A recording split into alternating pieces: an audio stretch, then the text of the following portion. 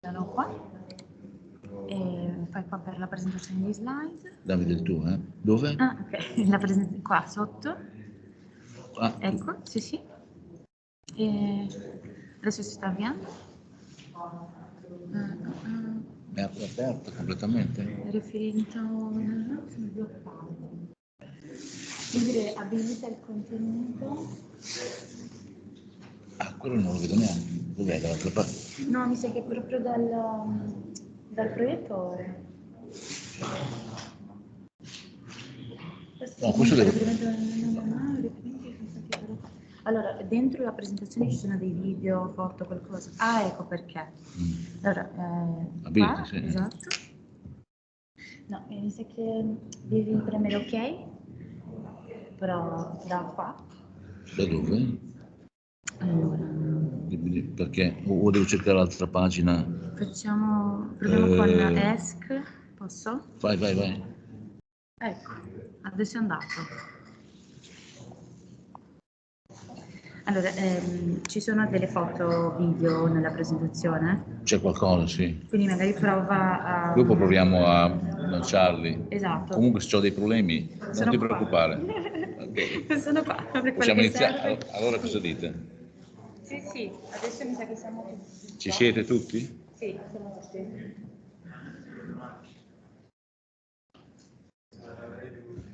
Ci siamo. Oh, shall we start? Yeah, okay, thank you. Well, my name is Giovanni Valdre. I came from the University of Bologna, and I worked many years in electron microscopy and related fields.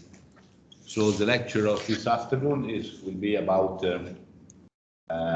electron microscopy, basically, but not only electron microscopy, also other instrumentation which are related to electron microscopy, because it will be very important for you not to only understand how the materials are, but how the instruments works to understand if the materials are good or not. So this is the basic idea. So before going in deep details in the instrumentation and theory, I would like just to summarize, because maybe someone could be interested in for your research. In the facilities of microscopy, we have at the Department of Biology, Geology and Environmental Science in Bologna. So we have a classical confocal scanning microscope. It's an optical one. And today we distinguish between the different methods which employs different optics and different sources to get the information. And we have transmission electron microscopy, TEM, 2TM, and we have scanning electron microscopy, SEM, is that acronym SEM. We have just a new entry. It's a field emission gun environmental SEM, which could work also in TM mode. It's called the VEG SEM. And here in Fano, I'm working the project, and will be available very soon an atomic force microscope here on the first floor, and will be mounted for observation of the surface erosion, which uses a different type of action and signal, and we show you the difference between them. So let me waste a few slides about the new instrument, because it's a really great opportunity for all of us to use this type of instruments, which is with high technological instruments. Which I think the only one in Italy of this type. And I have worked with the project to build this. So just not just a classical commercial one, but was built under project. There is a unique instrument in Italy for this kind of So it's similar classical scanning at a microscope, but we'll be able to have all these type of information for your samples. So it's an environmental chamber. You can have a secondary electron and the scattered electrons, X-ray microanalysis like in classical SEM, but also cathode luminescence. So if your sample produces lights after the interaction with electrons, you can collect also the lights, depending on this type of interaction. If you have a material which could be a composite, maybe a coral or a shell or whatever is crystalline, as my colleague showed on Tuesday. If you prepare the sample in a specific way, I will show you later on how to do that, you can do diffraction. You can do diffraction in reflection, not diffraction in transmission like usually performed, by diffraction in reflection. And this is called electron backscatter diffraction, because the electrons are backscattered on the surface. You can measure the texture, the orientation, which kind of crystals, from a sample which should be thin and polished at the surface. You can heat and cooling your material, and you can work with changing the pressure inside the channel. This is not an obvious task. It's specifically built for this kind of instruments. So you see here, you can work with a very high vacuum at about this value of pressure. You can work with low vacuum at this value of pressure, and you can work in environmental vacuum, which means this value of pressure. So you can change the pressure inside the chamber of the vacuum. And as a function of the pressure, you can control different parameters of your samples. Hydration, for example, which is the most important one. You cannot change easily from one pressure region to the other one. So from the engineering point of view, the system is not, I will show you later, continuously changed. You need to change vectors. You need to change conformation. 500,000 Pascal are defined as environmental vacuum. Because actually it's not possible at the moment to work in atmospheric pressure. So the best pressure, means the high regime, you can attain at the moment is this value. This is a good question. I will explain why. Remember, you need electrons. And electrons interact with gas. So if you don't want interaction with gas, you need to change some engineering construction of the instruments. I will show you later. But not to be, not to think to be unavoidable, or you cannot use the system because you cannot work with atmospheric pressure. Even with this pressure, you can sustain your sample, your biological sample, in wet state. Because one thing is the thermodynamic. The other thing is the kinetics. This works in every field of physics. So thermodynamics gives you what is the minimum energy for a system. Every system, the logical one, the Eiffel Tower, whatever. The transformation from one system to another one is kinetics. And if the kinetics is very, very, very long, you can work with a little bit different environment, or you would have changed conditions of the system. There is an advertising that diamond is forever. From the physical point of view, it's not true. Diamond is not forever, because the stability phase for carbon at atmospheric pressure is graphite. But the kinetics is a million of years. So the diamond is forever comparing to our life. The same thing happens when you try to use this system as an instrument to create an experiment.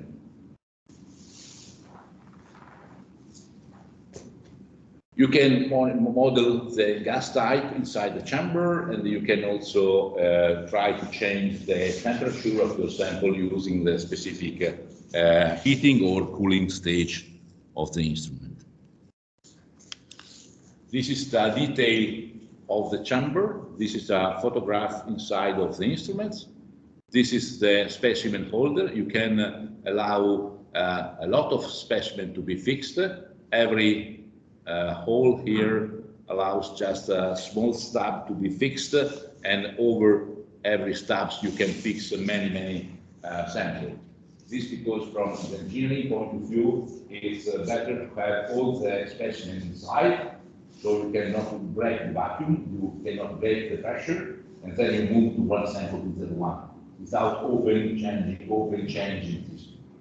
So this to create much more stabilization of your of the environment around the specimen. The beam current, which are used inside this type of instruments, it's about from 1 picoamps to 200 nanoamps. So several order of magnitudes. The number of electrons I can put against samples. With changing of accelerating voltage, the energy of the electrons, which goes to the sample from 200 volts to 30 kilovolts. So you have a machine where you can change all the parameters according to your observation. The landing energy between 20 eV, electron volts, to 30 keV, and the magnification range from 6 to millions or hundreds of thousands. Are there any questions? You think of specific experiments to perform? So I'll be very happy we can discuss together if something got in your mind to discuss how to perform. The thing that I would like to transmit to you is that don't think that an instrumentation is just a stupid instrumentation. Just push the button and see what happens. No, every instrumentation has its own soul. You can change the parameter of the instrumentation for your experiment. So we can devise an experiment inside the instrument, not just use the instrument as a tool. You can use the instrument as an environment to design your experiment, particularly with this kind of instruments here. For example, I cannot say at the moment if you have a sample which is the best accelerating voltage. I don't know. I can change between this and this. I need to understand to select the specific best electron voltage. The same for the current and whatever.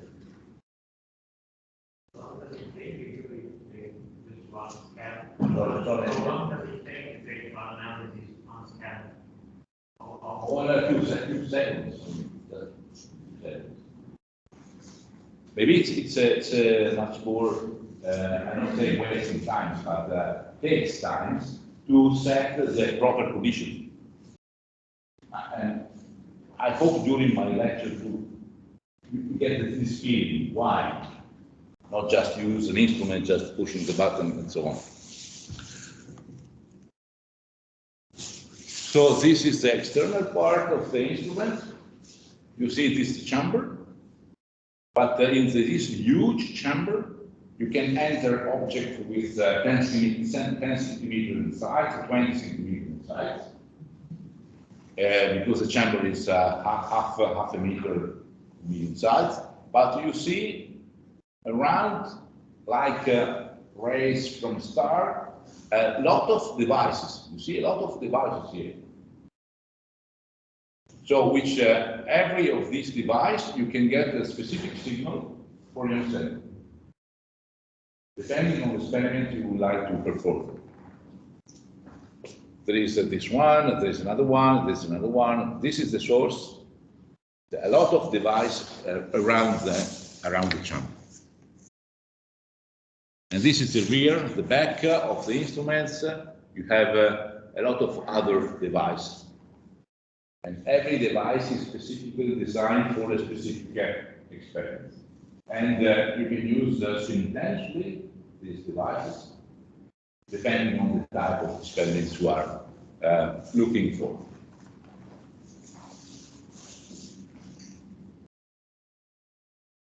So one important thing is, since we are using electrons, and not photons or neutrons or whatever, it's important to understand what is electron microscopy. What is electron microscopy? What happens when electron hits the matter, hits another atom or the crystal or the amorphous material, biological one? What happens? And what are the needs of this knowledge? Why do I underline this interaction? For two things. The first one is important to understand electron microscopy and related instrumentation. So I want to understand how it works an instrument.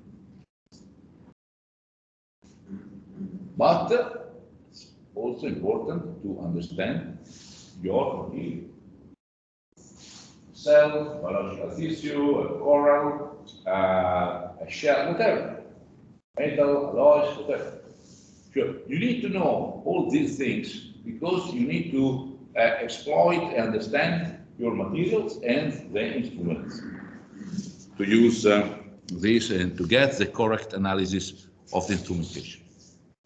Just put some example where electrons were used to understand the behavior of the material. On the left, you have the Eiffel Tower. It's built at the end of the 18th century. The height was about 300 meters. You have to think this is here, from a logical point of view. And it's made of wrought iron. You know what is wrought iron? Just iron, which is a metal, a cubic metal, BCC metal, but it's wrought, work to create defects inside. And with defects, you can increase the mechanical properties. But this time, only in an empirical way would be done. And the yield stress, which is this value here, was about 100 megapascal of this side.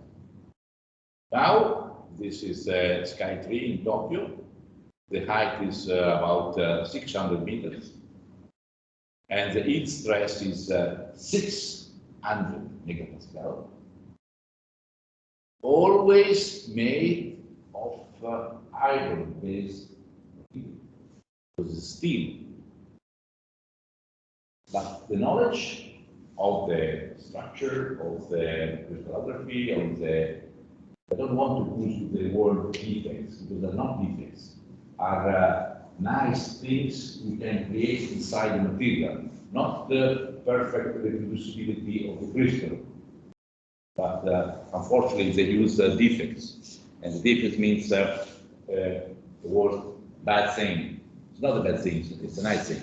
So using this new understanding, we can create now much higher towers which can sustain much more yield stress. This was an example of material science related to metals. Not only metals, but look at this. This is the cryo-electron microscopy. So the material is freezed, and after freezing, you can detect the information about the crystal. And this image shows how the resolution changed from the last 30 years to now. The same molecule. This is glutamate dihydrogenate.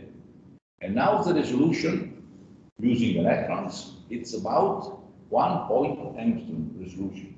So you can resolve atoms or couple of atoms inside the molecules nowadays with new instruments. It was not possible 30 years ago. You see the difference? The difference is the resolution. The morphology is the same, but you can detect it even for organic material.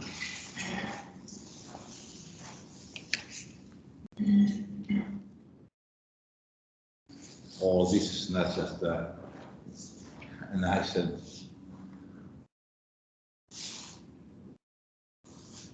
it's not only this is not only electron microscopy. There are other kind of microscopy like scanning probe or optical ones, and we found a very interesting feature. It was a collaboration with a friend, a colleague of mine, which worked in Bristol, in the UK. This is a bacterium, E. coli bacterium. This is a scan electron microscope image of all the bacteria here. And then we isolated just one bacterium on a glass slide, which is grafted using an antigen-antibody mechanism on the surface. So the backside of the bacterium is fixed to the glass, and the upper part of the bacterium is free. And this is the shape of the bacterium. And look what happens to the bacterium if I apply to the bacterium, which is in liquid, this type of antibiotic. So now it's bleeding, and then we can see what happens after 0 seconds, 10 minutes, 20 minutes, 30 minutes of the vibration of the membrane.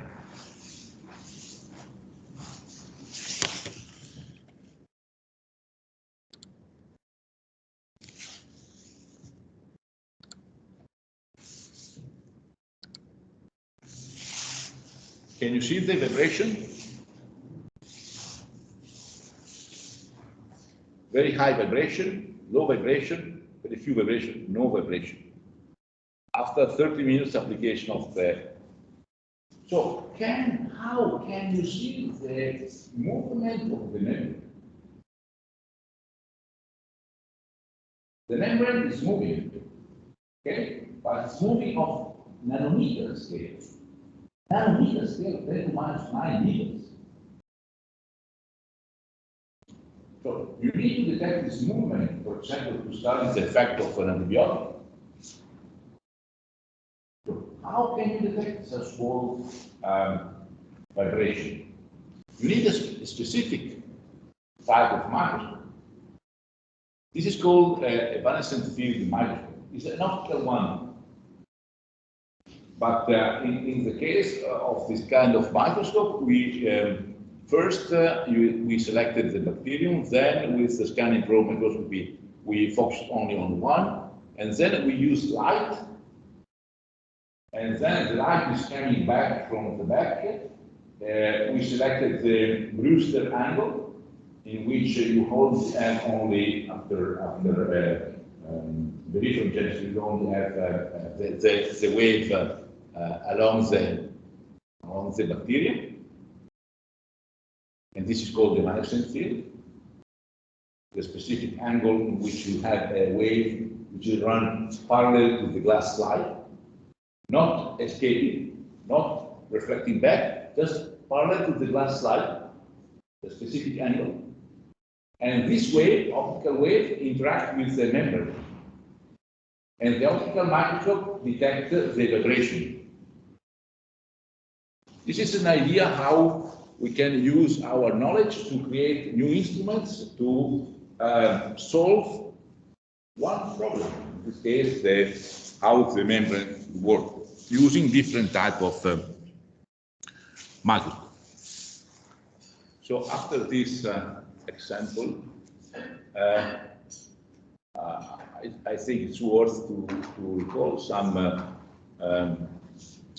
people who worked and got Nobel Prize for technician in science, Jacques Dubochet, Joachim Frank, and Richard Henderson in 2017 for developing cryo-electron microscopy, the technique which allows you to detect atoms in proteins. And in 2014, Betzig, Stefan Held, and William Murner for the super resolution fluorescence, which is called STED, stimulated emission depletion, with a resolution of 20 nanometers. Not at the angstrom scale, but it is nice, good resolution for optics. And much more time before, in 1986, Ernst Röska, which built the first electron microscope around in 1930. And much more time later, Gerd Binning and Heinrich Rohr, around in the 80s, the scanning tunnel microscope. And all these three were awarded the Nobel Prize in Physics. So for Röska was 50 years after the construction of first electron microscope. And they were put together, all the three, to get the award they were worth to. So now we should dip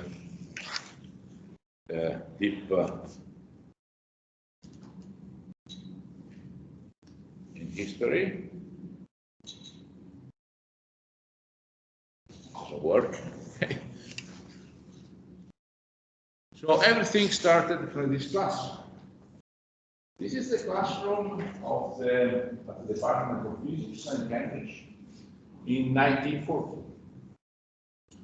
You can recognize the students, you can recognize the professor. Usually the professor will sit on the front. And you can recognize J.J. Thomson, for closest friends who call the J.J. He discovered the electron. And this is Reese Wilson with the cloud chamber. This astronaut who discovered isotopes. Paget Thomson, electron wave property. So electron can behave like waves. And you see in the second line was a student, William Lawrence Bragg, for the X-ray diffraction, the Bragg law, to explain how atoms can diffuse in a current way the wavelengths. At the same time, more or less the same time, I think 10 years later, Louis de Broglie explained the relationship between, you see here, lambda, it's a classical wavelength characteristics, to P, the momentum, the product of the mass per velocity. It's a classical mechanical quantity. So, a wave property to classical mechanical property, mass and velocity and wavelength.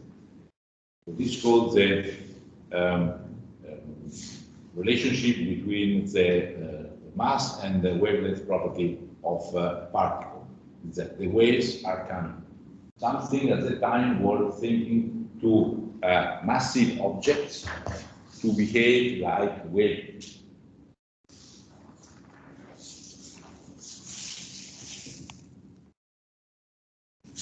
Why this should be interesting for us? Because if you remember, there is a famous law about the the resolution. You cannot see an object if you use a wavelength which has a size bigger than the object, but half of the wavelength. This is called the limit, Abbe limit, or the limit, which was studied by Ernst Abbe. So if you have an object which is smaller than this, you cannot see the object. And if you put this limit to the instrument we have every day, the optical microscope, every lab has an optical microscope, we should be aware in our mind, what is the limit of the optical microscope? Is this one. But if I say 200 nanometer, nothing remains in the tip of our finger. If I explain this in terms of objects, all this cannot be seen. You can see only the objects which are bigger. In the best case, this is the best case. The classical case is 500 nanometers. You are here. So this is the best, the theoretical case, without taking into account the construction of the instrument, which has a lot of limitation. So all of this part is forbidden if you want to use light. You want to use classical photons. You need to look for other particles with shorter wavelength.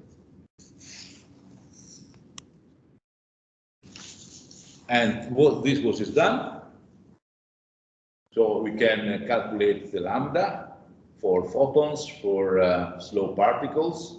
Remember, the particle can behave like a wave, remember? And characteristics rays have a wavelength about 1 angstrom, low energy electrons 1 angstrom, high energy electrons 0.1 angstrom, thermal helium atoms 1 angstrom, thermal neutrons 1 couple of angstrom. So all these particles can be in principle used to detect objects at the atomic scale, because the wavelength is very, very small. And from the Bragg's, from the Bragg's law up to now, a lot of technology, theory, instrumentation have been developed using this. So this is the Bragg line about X-rays. And with X-rays, you can do diffraction, crystallography, single scattering, whatever, using X-rays. But not only. You see, neutrons were developed a little bit later. And then, you see the blue part here, microscopy with electrons. Electrons used as waves. At the same time, we have a high development of instrumentation, technology, and computing power to solve the theory of the electron-matter interaction. But it's not sufficient to understand what the particle is performing. You need also to simulate what the particle could do, or what your crystal could behave when hit by a particle. So you need the theory, simulation. And if you have a lot of atoms, and for every atoms you have a huge amount of electrons, and all these electrons are related to orbitals or bands, you need a lot of computing power to solve numerically the problem. And you need both to go to the same point to understand your material.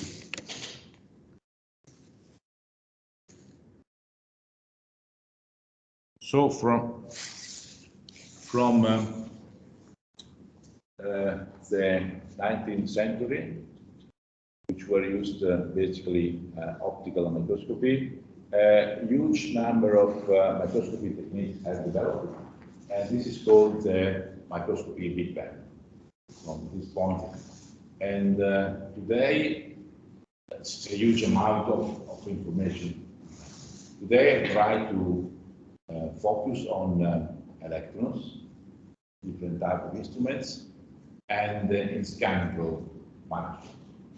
For two reasons: because there are more widespread one, and there are instruments that we have here and we can use at the Department of Biology.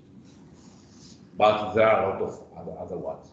And I try to make a comparison also with private X-ray diffraction in a general overview of all the methods. So, what are the technological frontiers today in the developments of electron microscopy? Where are now? We are dealing with aberration-corrected transmission electron microscopes. What does it mean? No one of us will talk about aberration-corrected optical microscopes. When you use an optical microscope, never we thought about correction of aberration. Why? Because for the optical lenses, the aberration could be completely correct. So we don't have to think about it. When you buy a microscope, so depending on the class of the microscope, usually the lenses are corrected for aberration.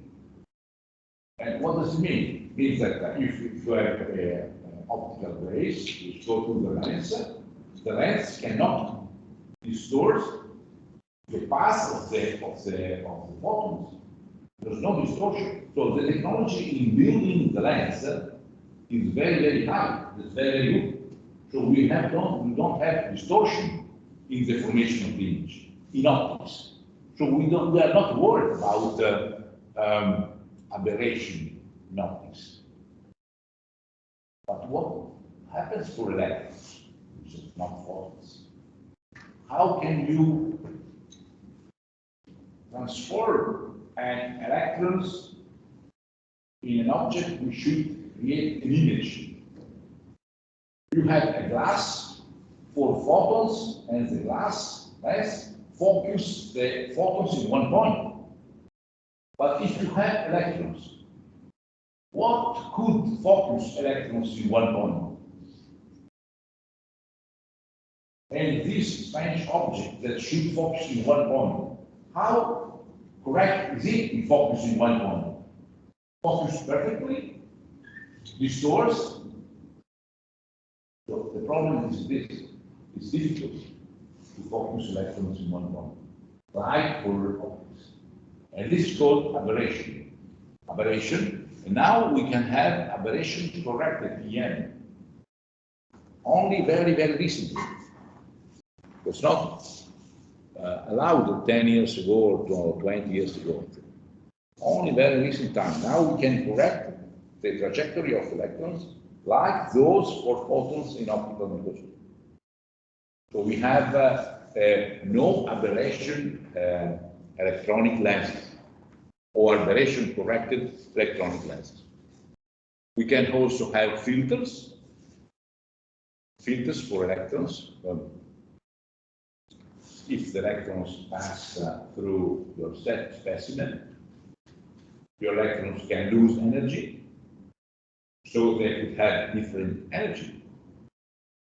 And if the electrons have different energy, to be focused at different points.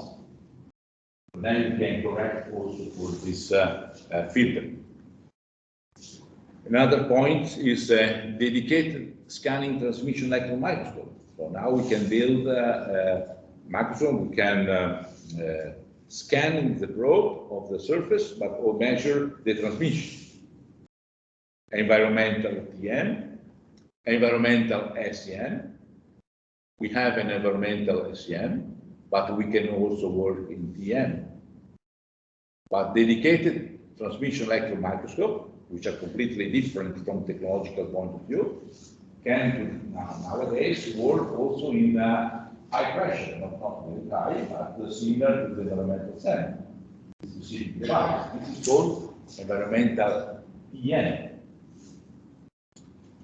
And then other techniques like dual beam, focused ion beams. This is very useful for specimen preparation.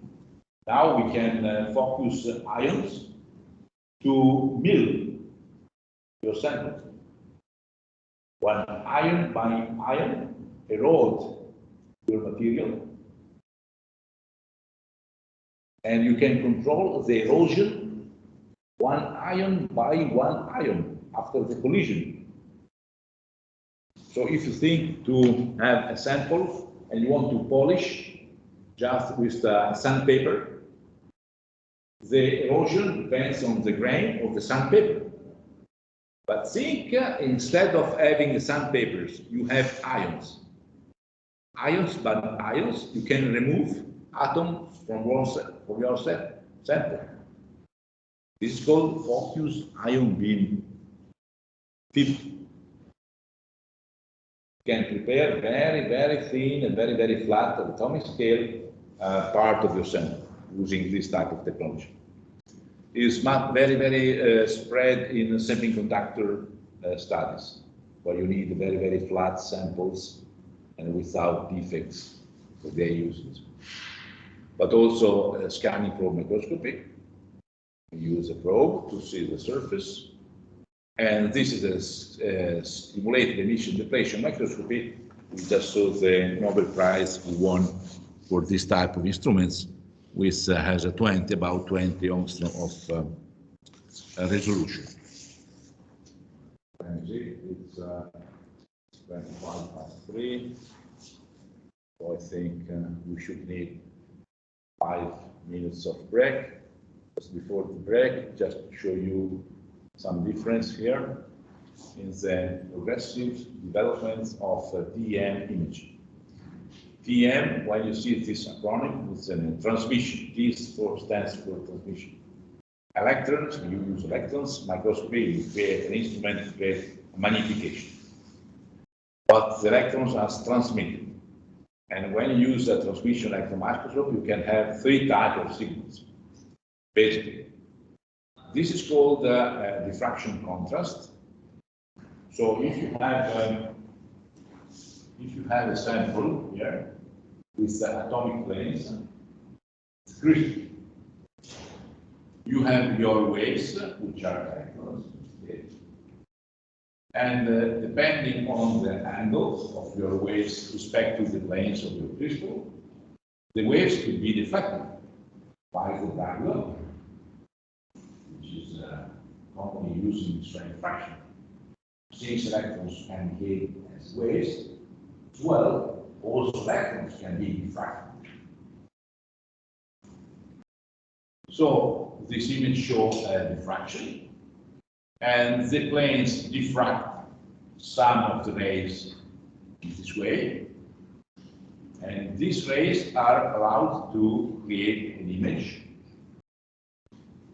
Because I put here, after the sample, an aperture, a hole, and only the electrons which are diffracted are allowed to arrive on the screen, because all the other electrons are stopped. So automatically I can have an image of this location. So only the electrons which come from this location create an image. The other ones are stopped, completely stopped. This is called diffraction contrast. The other type of contrast you can have in transmission is a coherent. So all the electrons interact to each other. You have a phase image, and you use a coherent relationship in the wavelength of the electrons to create an image. So this is called coherent classical transmission electron microscopy. So diffraction contrast, you stop some electrons. Here you allow all electrons to interact. Again, very different method.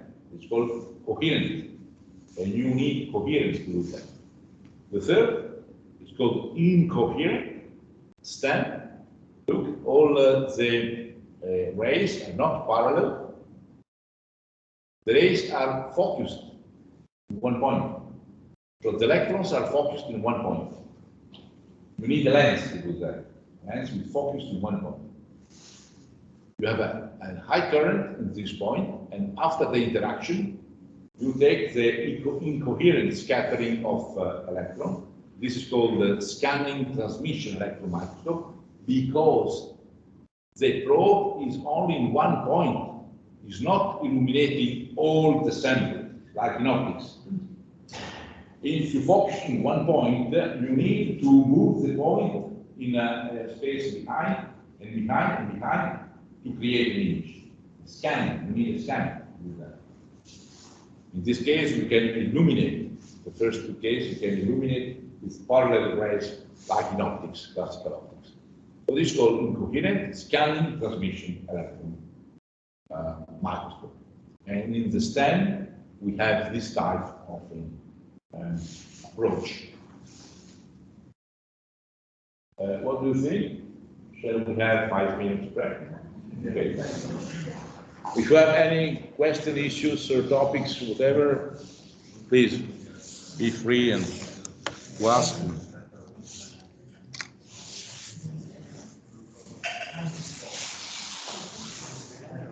Certo. Ma nello STEM, il microscopio viene spostato? La domanda è: qual è la risoluzione spaziale? Cioè leggo lì 0,2 nanometri. Sì, sì. E quindi la differenza tra un punto e l'altro sulla quale vado a localizzare il fascio di luce. Il fascio di elettroni. Sì, il fascio di elettroni. Sì, sì, sì. E in quel caso lì tu focheggi in un punto e poi sei costretto a spostare questo oggetto che si chiama sonda di fianco e prendi un'altra immagine, di fianco prendi un altro segnale, perdona. Poi alla fine costruisci la tua immagine per punti come un mosaico, vi farò vedere. Le tessere di un mosaico sono il tuo punto analisi. Adesso lì ci sono 20 nanometri, adesso si arriva a 1 nanometro.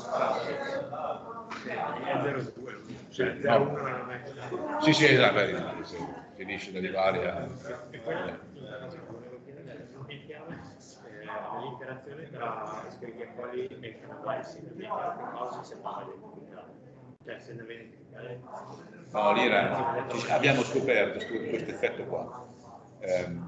Per preparare i batteri per osservare il microscopio a forza atomica, lo vedremo dopo, li devi separare, prima li osservi assieme al microscopio ottico, poi certamente se ne vuoi osservare uno, come fai?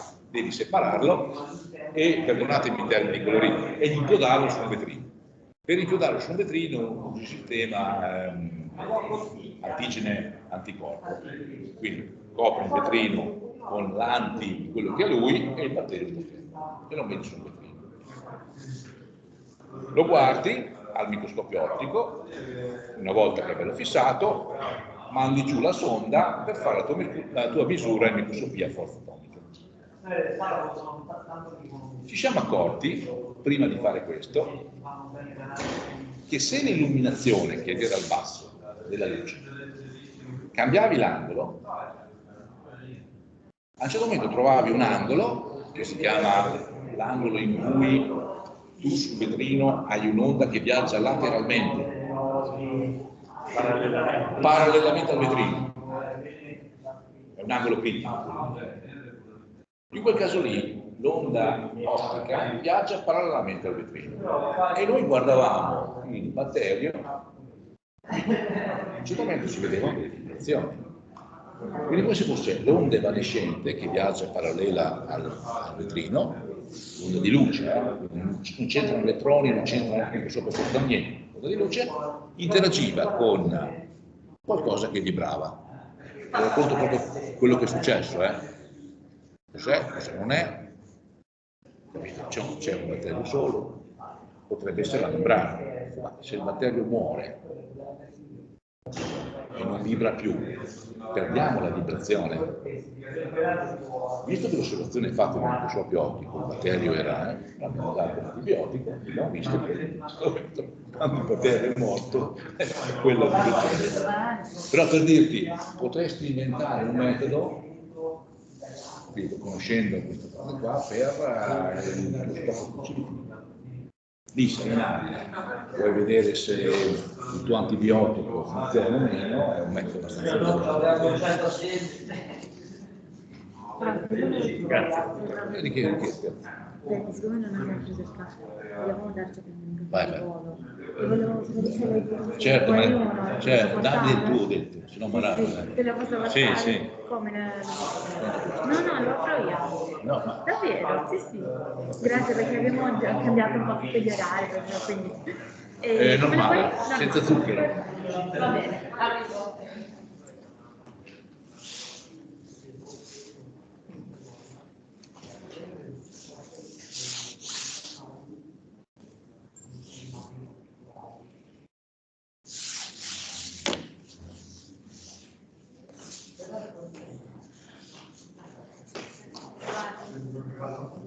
Allora, campione di Carla, che forse te la volevo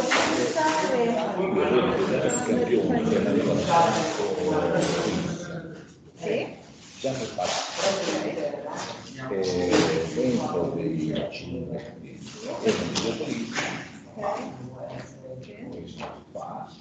e abbiamo completamente lucidato. Possiamo uscire in globale nelle qualcuno si spezzato, però dei commenti ci sono. Non so, quello studio non lo so perché non lo stavo seguendo, però... Io posso dirti quali sono i numeri, c'è il nome e il nome del campione. Quindi comunque vanno inglobati in resina? Sì, perché a tu ne abbiamo diversi. Ah, abbiamo coralli. Che cambia tutto l'argomento. Non so di che Mariana segue così critico, parlerò con Mariana, ma così critico non dice che bisogna riguardare. No, non lo so, perché È un altro studio, ok.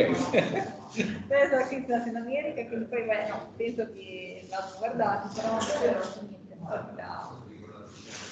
Quindi io so che lei lavora per lui. No, invece, sono cioè, non so se è finito o un attimo accantonato. come Cagnamento, quando torna, magari quando torna in giugno, maggio, giugno. Sì, sta boh, qualche mese, sì, 3 mesi forse. Ok, quindi quella richiesta che è stata fatta era che le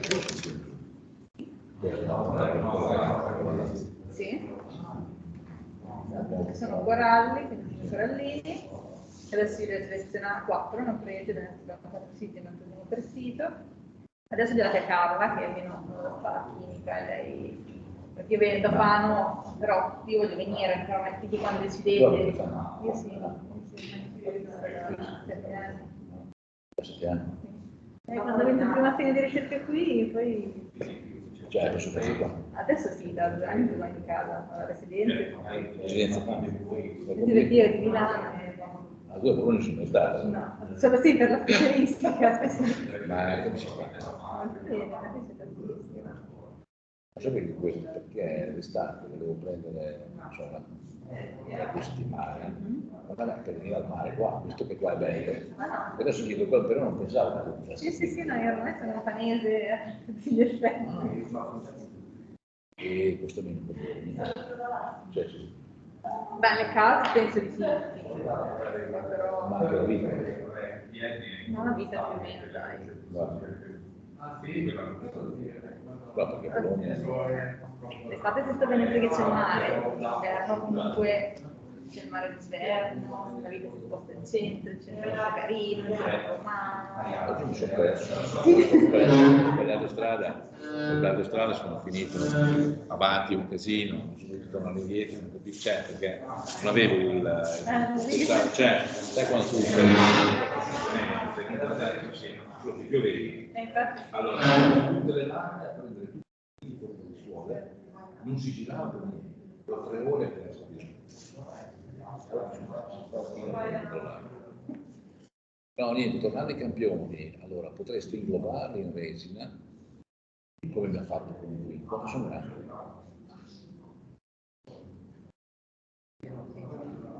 Meno di 200 metri. Però dobbiamo farlo ora, se vuoi vedere come si fa,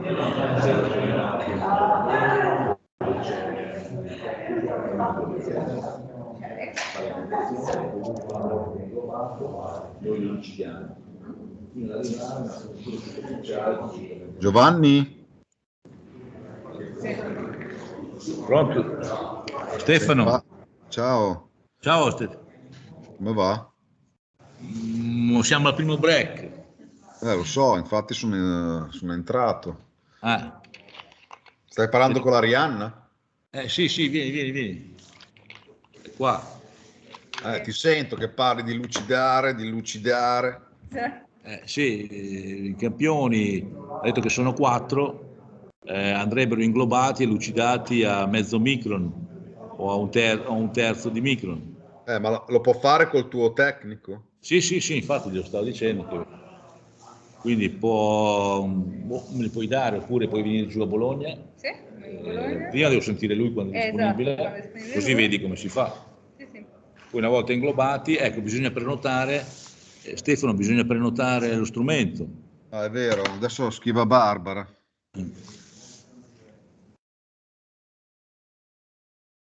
Sì, perché io ho sempre inglobato in resina sia vongole che coralli. Non so che resina usate voi.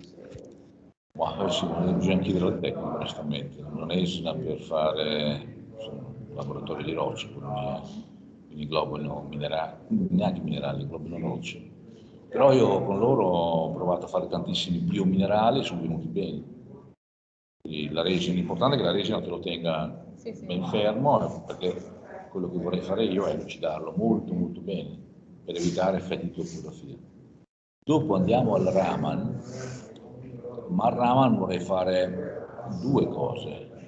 La prima è un'analisi tipo, diciamo, di chimico, l'altra vorrei fare un'analisi tessiturale o addirittura di tensioni che potrebbero essere. Cioè, la mia idea è che la natura potrebbe addirittura utilizzare le tensioni per controllare quelle condizioni di equilibrio variabili. Cioè, il tuo cristallo che hai. Senti Giovanni, cosa devo scrivere alla Barbara? Che voglio prenotare il Raman?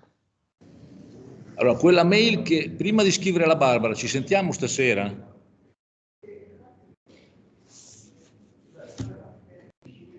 Mi vedi? Mi senti? Sì.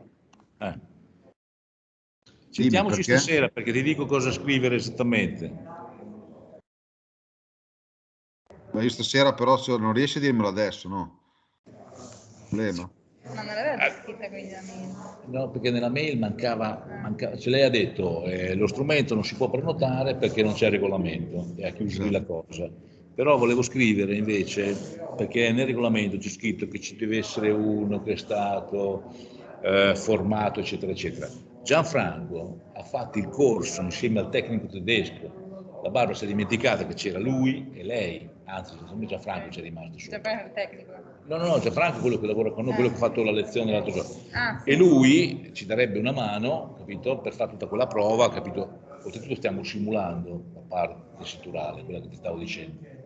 Quindi vorrei nella mail scrivere, capito, la misura viene fatta insieme a Gianfranco, che è già stato, tra virgolette, abilitato. Però stasera, dai, te lo dico dopo. Va bene.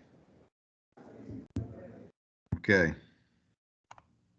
Comunque adesso mi metto d'accordo con Arianna sui campioni. Io se senti il tecnico ci dà magari un paio di date, così poi ci mettiamo d'accordo anche con Carla. Possiamo venire. Sì, senza problemi. Oppure se vuoi darmi i campioni che intanto glieli porto, poi gli dico quando li fai, di chiamarmi, oppure è meglio averla data prima tu. Se lo so prima almeno mi Sì, organizzo, perché vengo a organizzi prima. Bologna. Perché lui potrebbe dirmi non lo so, sai come sono fatti? Quando trova un buco lo fa. Oppure glieli possiamo dare, tanto Ma- per inglobare le lesine, magari li può Sì, fare anche quello è lui. dopo per lucidarle, più che altro, l'inglobazione. Ma tu ce l'hai qui? No, ce li ho, sono a Bologna e ce li ha Carla. Ah, quindi devo chiedere a lei dopo, però lei sa tutto Sì, sì. di questi campioni. Sì, sa che glieli ho dati, ma sì, sì. Ok, ok. Magari vengo a portarveli io, Sì, sì. inglobi in resina, tanto poi devi aspettare che si indurisce. Sì, sì, sì, tu puoi Poi una portarli a volta che me, sono ci mettiamo d'accordo, tanto io induriti, ci sono sempre. Tu me una li volta che puoi sono portare. induriti veniamo a lucidarli. Intanto devi vedere come si lucida. Sì, sì. Perché metterli dentro un cilindretto, sulla resina che secolo, È una roba di qualche minuto. dai, vieni qua per vedere dai. quella roba lì. Esatto, dai, sì, facciamo così. Dopo invece tutta la tecnica per arrivare a mezza micro, non te lo devi guardare. Va bene, dai. Va bene.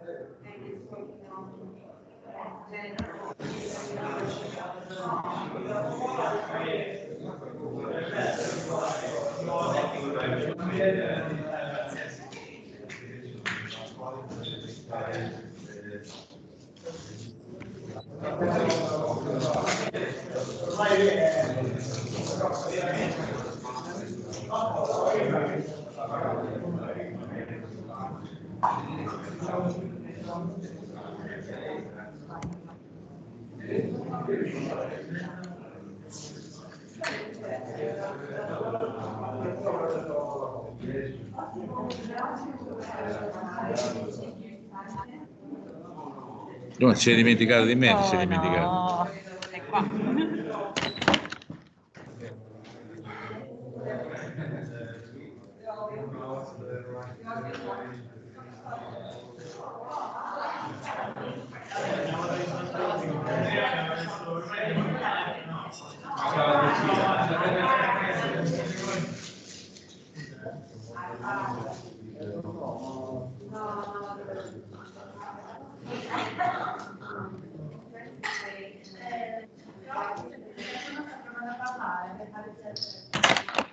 No, no, abbiamo già parlato prima. Ci siamo già... Riprendiamo allora.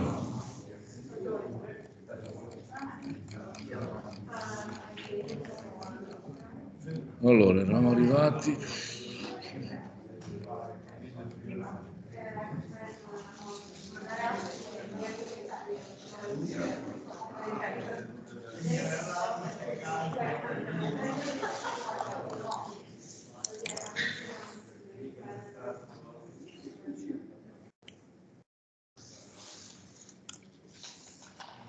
Okay, let's continue the lecture.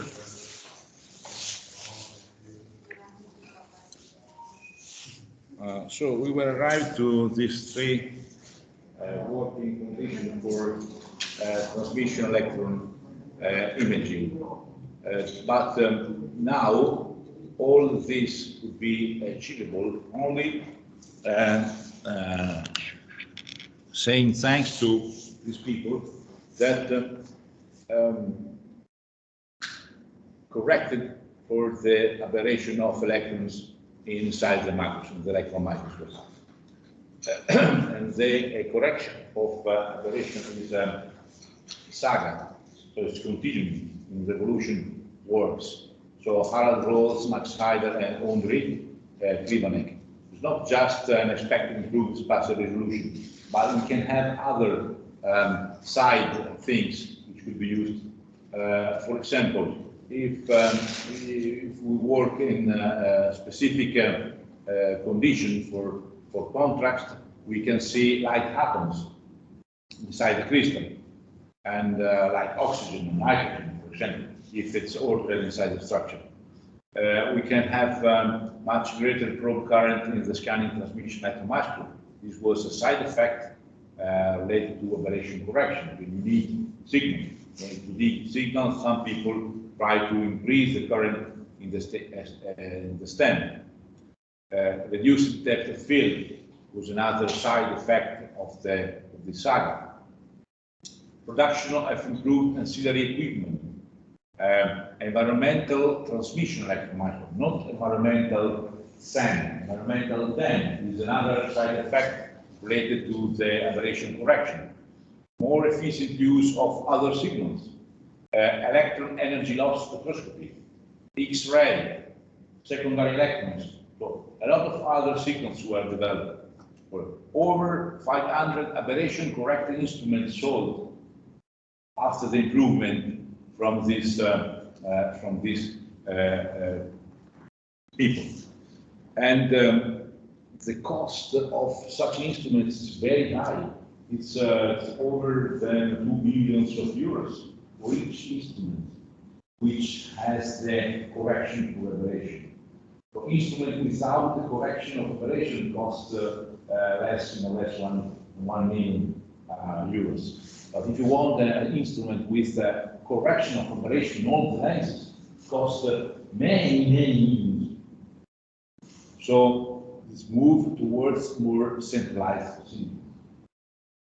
Only a few points in the States could have one. In Italy, completed system, there is only one in Milan for biocrystallography. Not completely correct.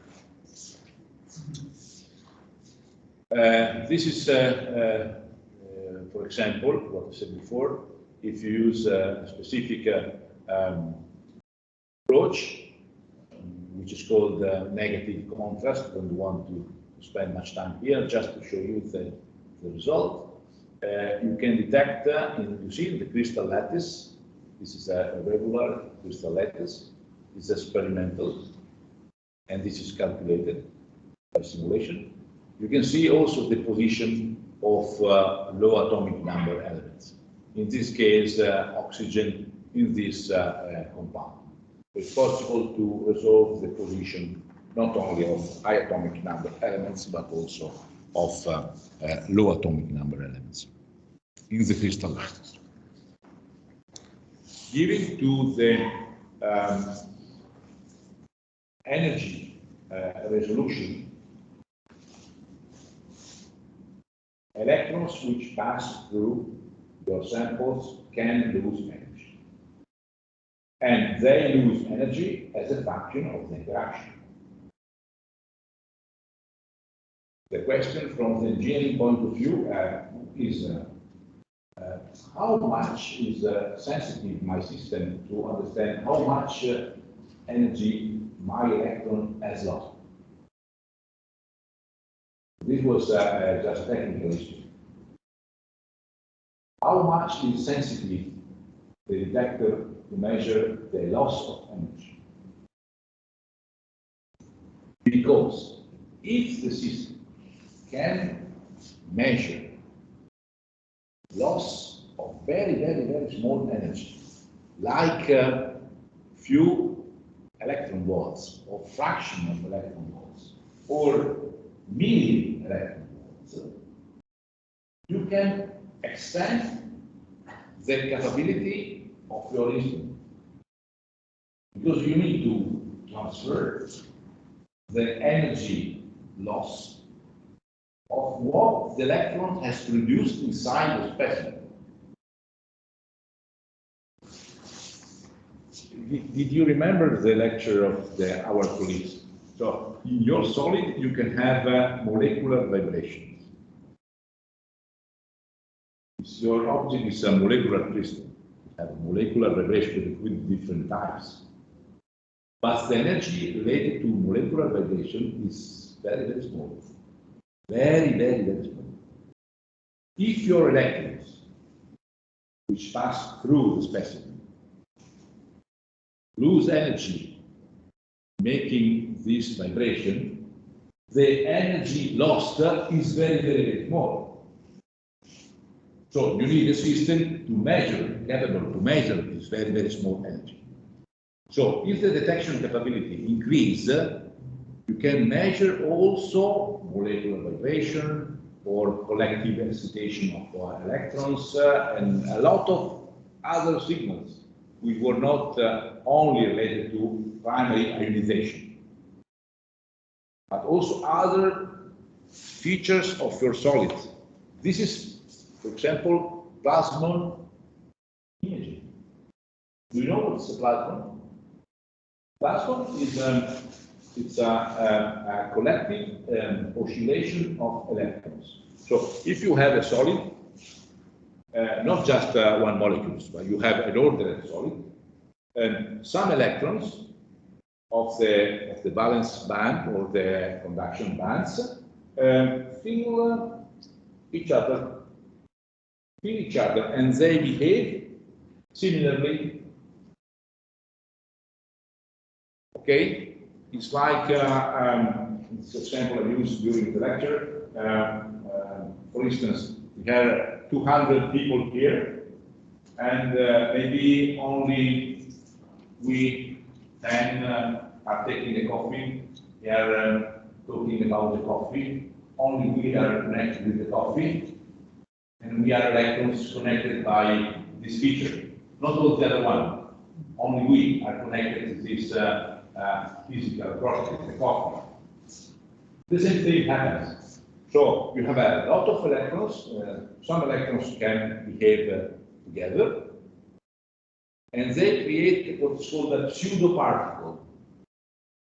They behave like a particle, like an oscillating particle. This particle is called plasmon. And if you have a sufficient resolution to see this oscillation, you can detect where there are plasmons. You need very high resolution to do that, energetical resolution. So if you select different energy loss, you see that some plasmon could be at the corner of this triangular shaped crystal. If you change the energy loss, you see there are other electrons which are connected with similarity at the edge of the triangle. And if you change the energy, you see there is another one plasmon in the middle of the triangular shaped crystal. So you can select also what's called pseudo-particles, or this collective behavior. But also there are a lot of other particles, excitons, polarons, whatever. They are very, very small energy. You need very high sensitivity in energy to see these particles. This is called plasmonic euphoria, because it's possible to see plasmons, to see this collective excitation of electrons. These are not electrons which are tightly bonded in orbitals. You know, it's a core, the nucleus of an atom, and then you have orbitals close, the K level, the L level. These electrons cannot joke very much, cannot play very much with the other one. They are tightly bound. But when your atom has a lot of orbitals, the electrons which are far from the core could behave similarly. They're not so tightly bound. So the core electrons are used for chemistry, analytical chemistry, because the difference in energy between two orbitals is related to the atomic number. Whereas the electrons which are far from the nucleus, which behave collectively, can give you information about the conductivity of your material or insulating properties of your material. Because they are not tightly bound, they can move a little bit. And one example is plasma, not tightly bound electrons of the materials. This is an ion superstem. This is a specific instrument constructed for these purposes, and there is a filter inside the instrument, and with this filter you can have monochromation down to 10 milli-electron volts. So if your electrons lose milli-electron volts, it's like the same energy of molecular vibration in infrared. It's a unique instrument at the moment. With this instrument, you can measure objects like this. You see, this is published in Nature not many years ago. A vibrational is for guanine. This is guanine.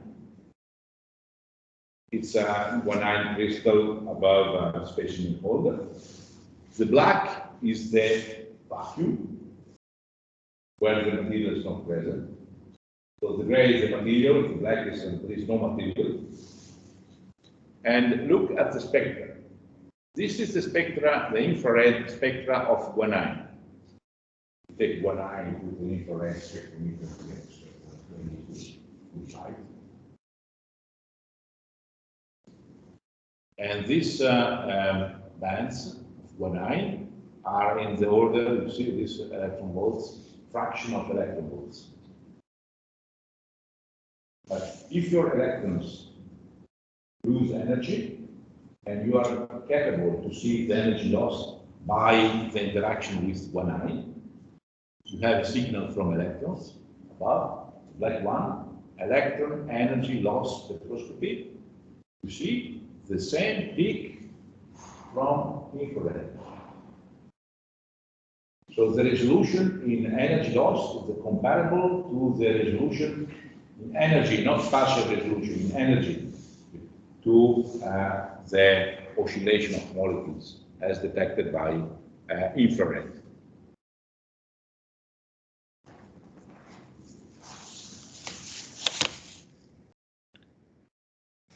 So now we'll try to give more in detail on the field emission gun as a STEM system. First, we deal with the scanning, the classical scanning electron microscope, just a very brief history. Starting from Thomson de Broglie, which is the picture of the class. Then someone studied the electromagnetic fields in the space to focus the electrons. Maybe it's not thing which is known, but the technology for the television tubes, or what's called capillary tubes, the old television type style. You remember the old television where such a long was there, because there is an electron source, and the electrons were focused on the screen. And you were circling the screen where the electron hitting from the back the screen. And this technology is a technology was born in the 1920, and this technology where you can accelerate electrons, focus electrons to create the scanning over TV. So an old system which was developed much more than before than the EM or the scanning electron microscope. The 30 years older technology expected with the scanning electron microscope already existing. And you know what happens in engineering? You take this part from engineering and you develop this to apply in another field. So in the 50s, Dennis McCullough used this technology to create the first commercial SEM, scanning electron microscope. But for the technology and the right point of view, we need to know that the technology was already existing for the CFD. And then, at more or less the same time, historically, the British group developed a system for creating imaging of the surface, and the French group used electron for creating chemistry information from solids. There are two independent groups. One from Professor Oatley, and the other one from Professor Chastain. So they both use electrons for two different things. Nowadays, we have the two things together. Inside an electron microscope, you can have both imaging and both things. But historically, we were completely separated in the 50s and the 50s. And the first SEM was sold in Canada for the paper industry to study the fibers, 1955. And 1985, Professor Danilatos in Australia developed the first detector for environmental SEM. So we can increase the pressure inside the chamber. And recently, Professor Tini Donald investigated the basic physics principle inside the SEM, not many times far. So this class, just classical SEM, you, I think, all know this type of instrument. So now we will focus on the signals we can have. So basically, the scanning electron microscope have two types of information you can explore. The first for imaging, and the second one for storage. In imaging, you see and you use electrons which are related to the secondary or backscattering diffusion of electrons. For spectroscopy, you use the X-ray, which are produced after the interaction. And now we can do this automatically, simultaneously. So for electron imaging, usually you have secondary electrons, which are called SEA. These electrons are electrons which belongs or belonging to the center, the secondary electron. Because the electron which comes from the microscope, these are primary. You produce electrons, primary electrons, the electrons hit the specimen, and then other electrons are produced, secondary. These electrons were from the specimen, so secondary electrons. The energy is very low, less than tens of eV, high spatial resolution. So if you want spatial resolution, you need to use this type, and topographic constants. Only topographic constants. Don't ask secondary electrons give you chemical information, neither qualitatively, neither quantitatively, only topography. Then you have another one, which is called backscattered electrons. These are the primary electrons which are reflected back. So the same electron you are producing hits the surface and is reflected back. It's a primary electron which is reflected, not the secondary, the same which is reflected back. This is called BSE. And the energy of this electron is much higher because if there is a reflection, it could have the same energy of the hitting of the starting electron. So the energy is very high, much higher than this one.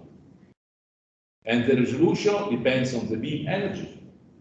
And the contrast with the BSC is related to the atomic number. See here, not only topography, it's an atomic number. And you are asking why?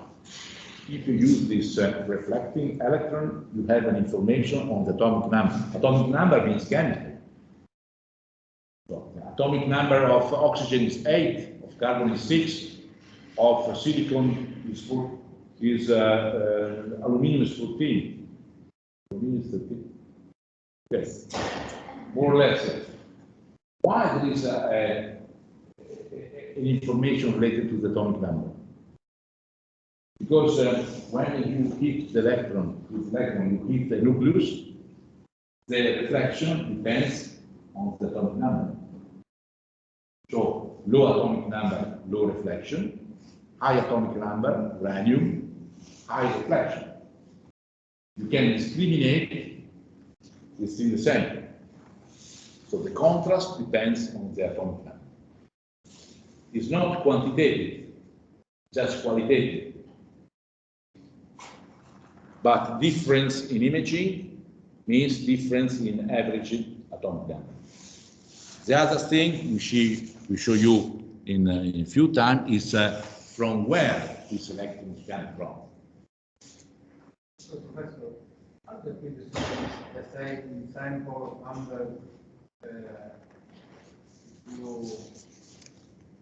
show is the same sense for which the different sorts of No, it's different. okay. Different. This is just to show you that secondary electrons, if you have this type of contrast, okay. this gray or black, is only topography. Scratch lines on the center. Here it's backscatter. This is the high signal. It's white, means the atomic number of this object is higher than this. I don't know how much is it, but the contrast gives you the information that this white means an atomic number higher than the black one. So you can discriminate variation in the atomic number distribution. But it's not sufficient. I will show you from which size or which volume do they come from. So the resolution is not identical. It depends on the energy of the two systems. So for electron imaging, you have a lot of detectors inside the chamber. So this is the classical SEA imaging. For a detector, it's called Everard-Thorne detector, which collects the secondary electron.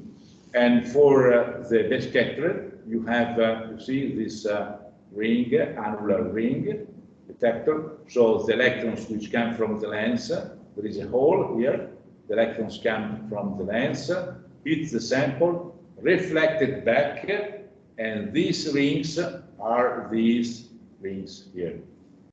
You can use the software to select this ring, which is the outer ring or the inner ring, whatever sectors.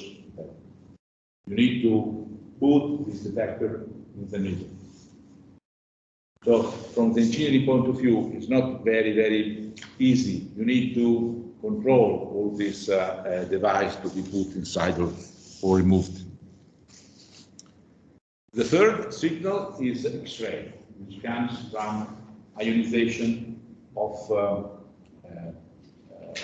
your primary electron. Ionize the material. The material which is ionized has lost electrons from the core shells, and the atoms which has lost electrons in the core shells produce X-rays. And point by point, you can measure the distribution of the X-rays of the different elements.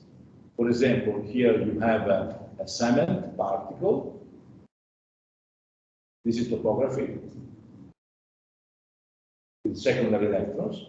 And here we have mapped the oxygen. The bright spots are the region from where the elements produce the X-ray typical of each element. These are the position for aluminium. So these two regions here are much richer in aluminium. This is silicon, sulfur, calcium, whatever. You can map the element in your sample. But again, we need to know from which volume do they come from. So you have only the topography here. But do the X-ray comes from a large volume inside, or it comes from the surface? From which depth do they come from? We need to know all these things. What are the merits of the scanning electron microscope? High spatial resolution with the secondary electrons. You can go down to the nanometer scale. And then if you have high magnification, you can get details of your sample. High depth of field, easy sample preparation. But in the case of the classical conventional SEM, not the experimental one, the conventional SEM, the sample must be vacuum tolerant and conductive. Because the classical SEM works in high vacuum, and electrons are arriving on the sample surface, and if the sample is not conductive, localize the charge. we create an extra charge on the surface. So this is the limitation of the classical SEM. High vacuum means that hydrated sample cannot be observed. You need this to frozen. And conductive means that insulating material cannot be observed. You need to cover. You need to cover to create a conductive film without any alteration of the surface. How the image is built? Please.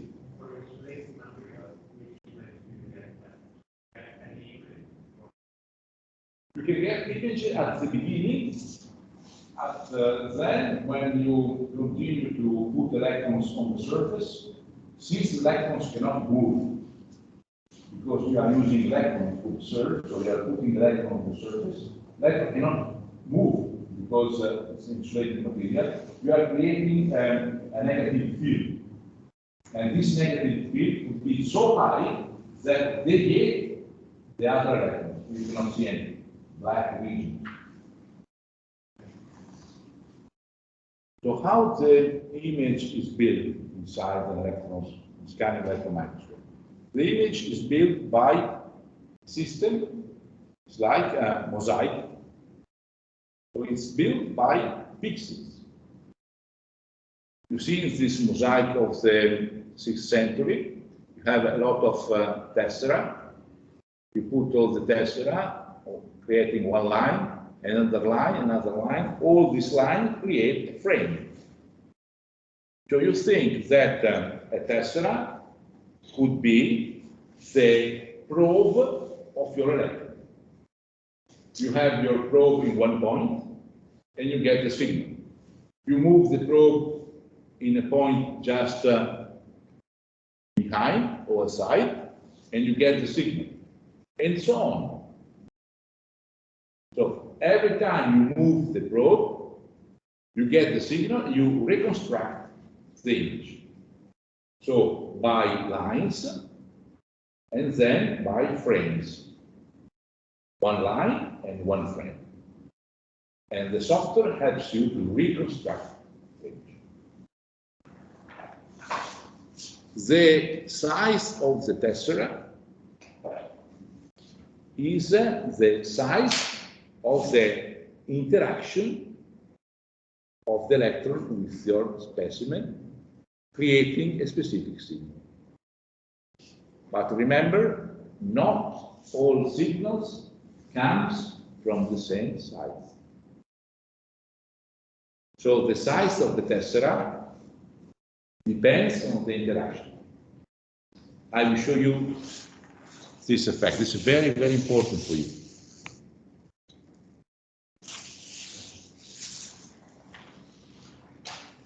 So what is the contrast?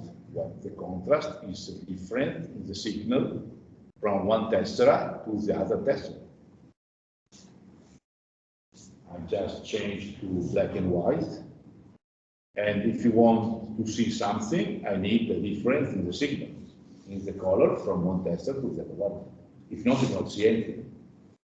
So there is an empirical criterion, ROSE. This means that the difference of the signals between two tessera, two pixels, should be at least greater than 5%.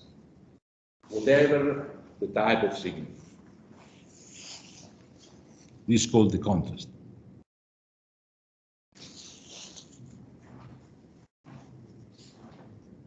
Now, just a brief clarification. In electron-matter interaction in microscopy, we distinguish two types of signals related to the type of instrument, not to the type of electron-matter interaction. So if you have a thin specimen, very thin, and when I say thin, it's about 100 nanometers, and you focus a source on your specimen, what could happen? Well, usually in the scanning electron microscope, environmental or not, you detect the signal which comes from the surface. This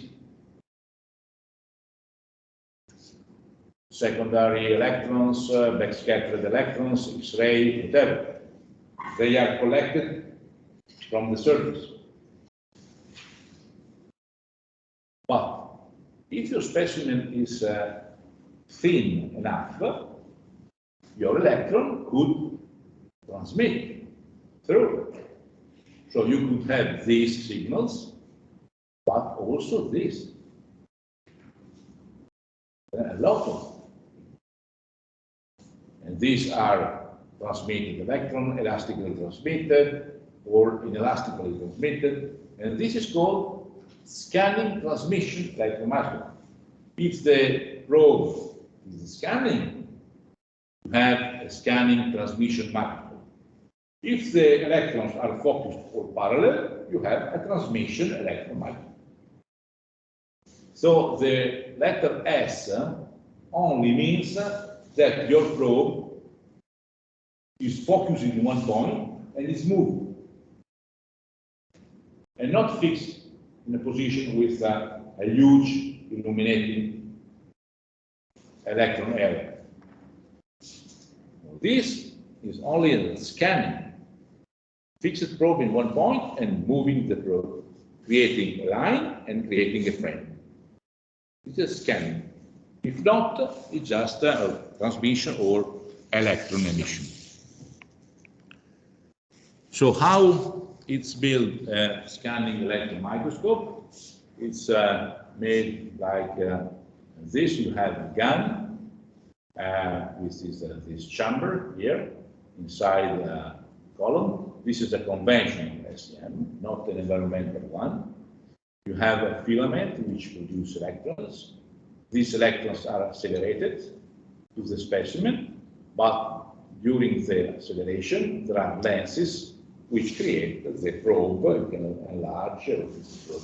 Then you can have scan coils, because remember, the probe would be fixed in one point, but you then need to move the probe. You need something to move the probe. These are called scan coils.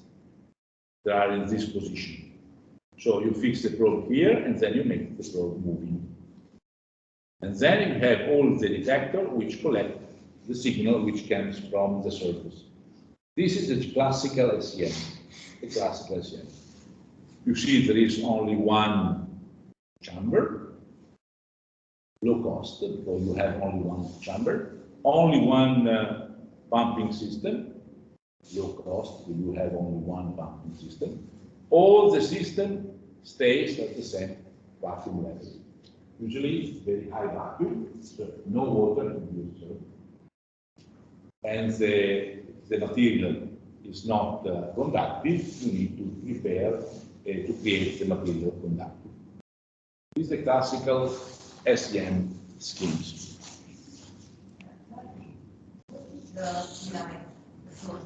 The filament, I will give this in a few slides. There are different types of filaments. It's usually tungsten. It's a tungsten hairpin, which is a V shape.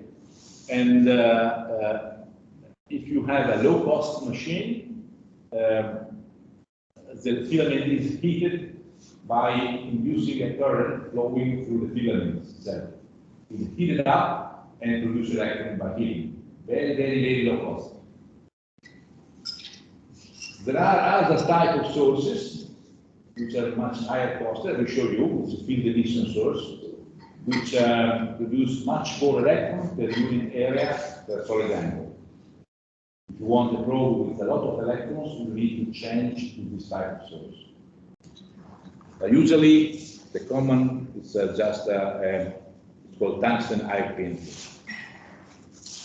And since you heat up, you need a very high vacuum, because if not, your tungsten will oxidize during heating.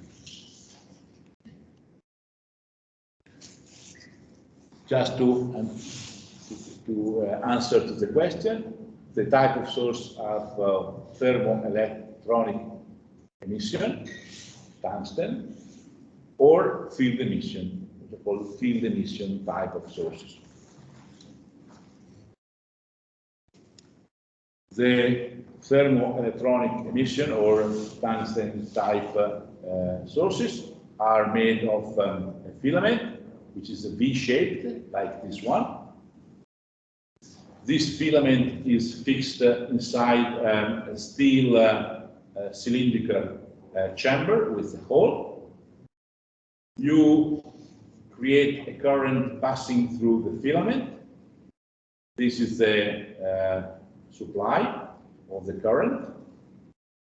You see this device here. You supply the current. The filament heated up by Joule effect.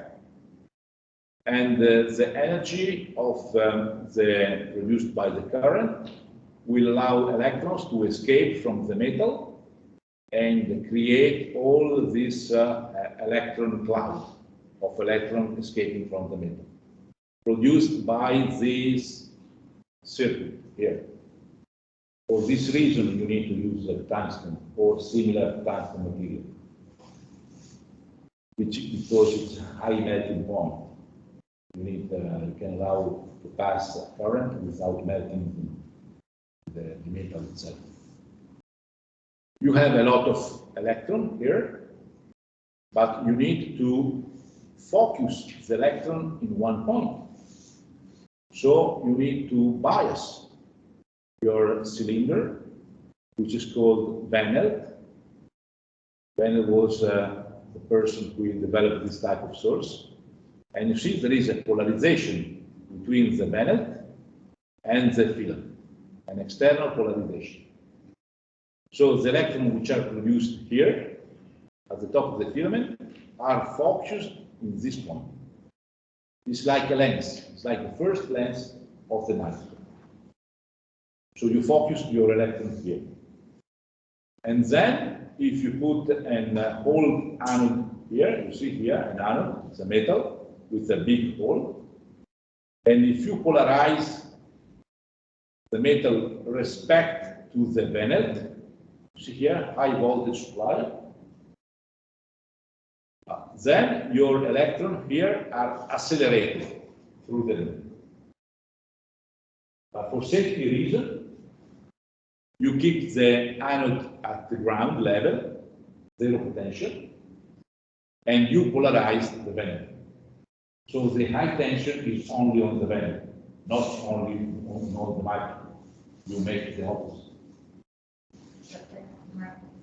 Yes, because if not, you could have this at zero potential, and all the microscope are 30 keV. So for safety reason, you do the opposite. You keep this at zero and take this to minus 30 keV. You want minus 30. And then you accelerate your electron through the anode. This is the most used source in the world. All the scanning electron microscopes has this type of source. Could be tungsten, could be lanthanum hexafluoride, could be a different type of materials, but the working principle is this one. The current depends on this law. It depends on the temperature. And K is a constant, the both are constant, till the cathode temperature, and this material constant, A, and phi is the work function. It's the energy you need to extract an electron from the metal surface to the vacuum, the work function.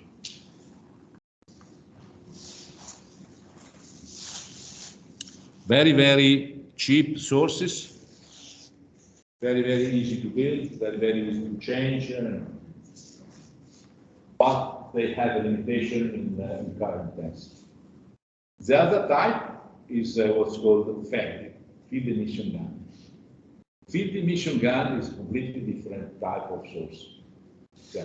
High cost, high technology, complicated technology, but the advantage is a very, very, very high density of current. The emission is due to the ability to extract electrons from a sharp tungsten monoblock by strong electric field. And radius of curvature of the crystal is not a V-shaped hairpin, just a filament bent in a V shape. No, it's a perfectly grown single crystal. It's a monoblock crystal with a radius of curvature here of about 20 nanometers. And the vacuum required here to have the field effect is at least 10 to minus 7 Pascal. So the technological requirements is very, very high, very high cost resource. Where is the difference between the two? The difference is explained in this figure. So in the thermoelectronic emission, low cost emission, you have all electrons in the metal. To extract the electron from the metal, you need to give energy to the metal. You can give energy to the metal by heating the metal, inducing a current. So this is the distribution of the electrons after heating. You see, some electrons have an energy which is over the energy required to escape the surface of the metal. Very simple, just the supply of a current to a tungsten film. Low cost, very simple. The field emission is a completely different type of approach. Your electrons are here on the metal, but instead giving energy to the electrons to escape the work function, to escape the surface, you change the work function. See, the work function is this steep region here. If you apply an electric field, a strong electric field, you change this work function. No field, high field, weak field, very strong field. You see, applying a very strong field, a very, very high electric field close to the metal surface, the barrier, instead of being infinity barrier, becomes a finite barrier. See this B parameter here? So the potential barrier is this one. And then electrons which are here can pass through the barrier by a quantum effect. Quantum tunneling between a barrier, a finite barrier. So in this case, it's called you are boiling electron out of the material, out of the barrier. In this case, you change the barrier to a finite barrier, and then the electrons pass through the barrier. A completely different mechanism, and the current density depends on this law, Fowler-Nortime relationship. So the density of current depends on the field applied. So highly cost sources. Do you ever need to replace the source for the tungsten filament or the... No, you have to select the type of source at the beginning. I mean, at the beginning of your project, when you think to acquire an instrument, you cannot change from one to another. No, for example, if you have to replace because the source is... Okay, you can replace very easily a tungsten type filament in half an hour, very easily. The field emission source is always switched on and is always changed after 2 or 3 years of life. You cannot touch the source, it's always switched on. Closed in a specific gun chamber. Even if you're not working with the microscope, the source is always switched on. You cannot interact. It's a very, very delicate system. The question is, why do we need a field emission source? Since it's so costly, so complicated, so high to be for maintenance or whatever. Why do we need it? I have a question.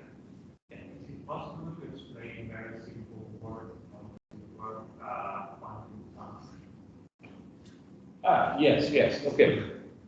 I will explain. Just see the difference between the sources to explain why should we require. Then I come back to the slide before. Look at the difference.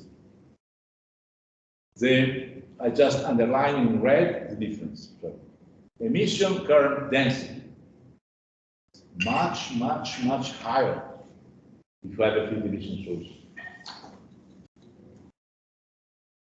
And why this is important? But remember, if you want to have a nano probe, so your electrons to be focused in one point, nanosite point, then you need statistics. This probe is hitting one point of your material. And from this point of material, you need signals. If in this probe you have 2 or 3 electrons, you don't have signals. If in this probe you have 1 million of electrons, the same size of the probe, the statistics from the probe is much higher. So this is density, or the gun brightness, the same thing. The number of electrons per unit area and solid angle is 3 order of 10 or 4 order of magnitude greater for a field emission source. So you can detect, you can have nano analysis for statistical means. You have a nano probe with a lot of electrons. With the field emission gun, with a tungsten type of probe, you don't have signals. So this is the first difference. The second one is this: energy width of the electron which are produced at the source. You have a source, and this source produces electrons. Someone of you would ask me, but the electrons which are produced have all the same energy? Or do they have some sort of spread of energy? Because if I want to see molecular energy loss, and my source has a spread of energy, I cannot detect molecular energy loss if my source is not monochromatic. Okay? So the tungsten thermionic emission, you see here, the energy spread of electron volts. You cannot see molecular variation, you cannot see sometimes chemical bonding. With the field emission source, you have tens of electron volts, and I show you the Microsoft report, Nion, macro, remember the Nion, million in energy resolution of the source of the electrons which are produced. So you can get much more easily the chemical information from the solid. But it costs a lot of amount of money. Only for the source, probably 100,000 euros, more than the cost. Only for the source. And you need to keep in mind that every 2 or 3 years you need to change. And they ask for another 100,000. So during the use of the instrument, you need to collect money to have the source, put the amount of money to replace the source. But the capability is very high. You can do manual analysis. So coming back to the question, but also the vacuum requirement is different. You see here, the field emission gun needs a much better vacuum. So the cost is also related to the vacuum.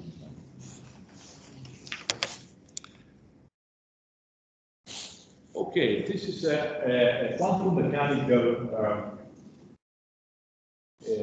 explanation. In quantum mechanics,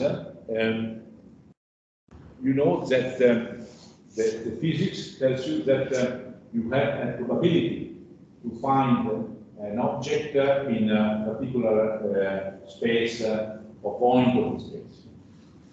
It's not deterministic, but it's a probability. In classical mechanics, you have a deterministic function. If you have an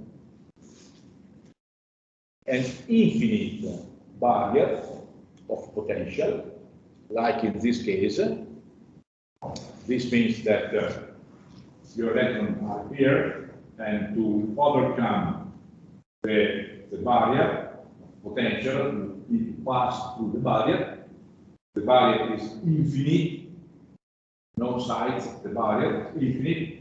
The probability, quantum mechanics, 0. If the barrier becomes finite, and if you apply a potential, you can change the barrier with becomes always smaller, smaller, smaller, smaller. You can find an object, translated in physics. You can resolve the Schrödinger equation for the wave function of Z electrons outside the barrier. The answer is that the wave function of the electron outside the barrier is not 0, has a probability to be present. And more the barrier is closed and narrow, and smaller, higher is the probability to have the particle outside the barrier. It's difficult to think of this thing in classical mechanics. It's like, can I pass through this wall? I can push it, I cannot pass. But if the size of the particle becomes smaller, smaller, and smaller, the probability to pass through a finite barrier, but should be finite, not infinity, not a wall with an infinite thickness, a wall with a finite thickness. The probability means the solution of the Schrödinger equation says that you can have electrons here in this part. And this is called the tunneling conduction. You can have this only in, well, to be clear, field effect is a tunneling effect when the tunneling is between a material and the vacuum. In this case, is you have tunneling between the metal and the vacuum. It's a field effect. In the semiconductor devices, field effect transistors, same thing, but you have the transmission between two different materials. The same thing. You resolve the Schrödinger equation for two different materials. They are such, no transmission in the vacuum. You can transmit between two different materials. In that case, it's not a field emission, it's just a tunneling between two different materials. And these are used in semiconductor devices. Field effect transistors. The transmission is through a finite barrier between two materials. This transmission is through a barrier, but in vacuum. And since you have vacuum, you can have an electron outside. And this electron, you can accelerate the electron to move whatever you want.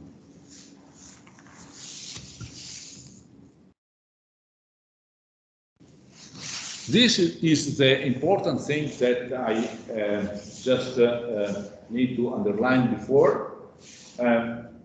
Don't think only to the signals. Don't think only to the secondary orbit, scatter or X-ray, whatever. Please remember the volume from which they came from. They came from completely different volumes. I would like to explain this, which is very, very important for you. So this is the problem. the blue. You see the blue?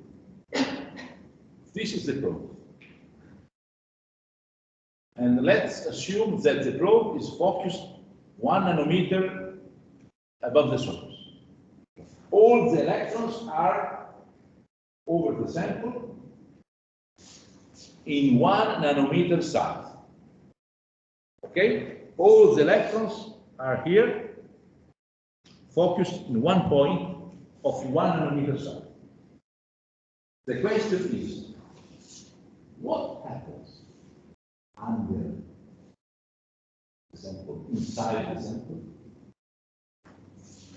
referring to the main signals I use to get information from here? Do they come from the same volume? Usually, we make mistakes thinking that they come from the same volume. The signals come from completely different volumes. So please see to this image. So you have all your electron focused here. You have a focus field emission source. You can focus the electron at this point. Okay, it's perfect. But forgive at the moment this signal here. I will not explain. Auger electrons is not used inside the scanning electron microscope. Forgive this one. Secondary electrons. From which volume do they come from? Even if your sample is very, very thick, the secondary electrons comes only from this volume here. 550 nanometers. Secondary electrons cannot come from this volume here, even if your electrons are going deep in the sample. Why? Because the secondary electrons have a very, very low energy. And if they are produced here, they cannot escape. So secondary electrons comes only from this part. And it's very important for us, because if we use secondary electrons, we know that the resolution is very, very high. Because the volume from which they come from is a very, very small volume, with the size which is comparable to the probe size.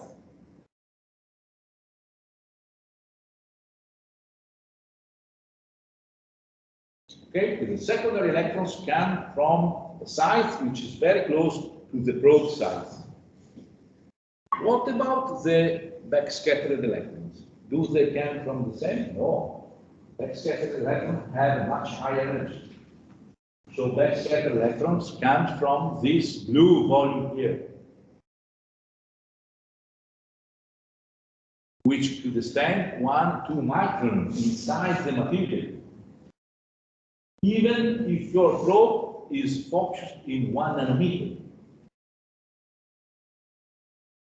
This is really important for your analysis, because you think you're analyzing one object of 1 nanometer, but your backscatter electron comes from much wider area inside, underneath your sample. So the resolution is not the size of the probe. The resolution is a little bit worse. The spatial information comes from a bigger volume.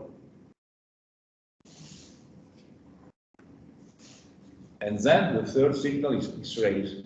Remember, for chemistry, we use X-rays in the scanning electron microscope.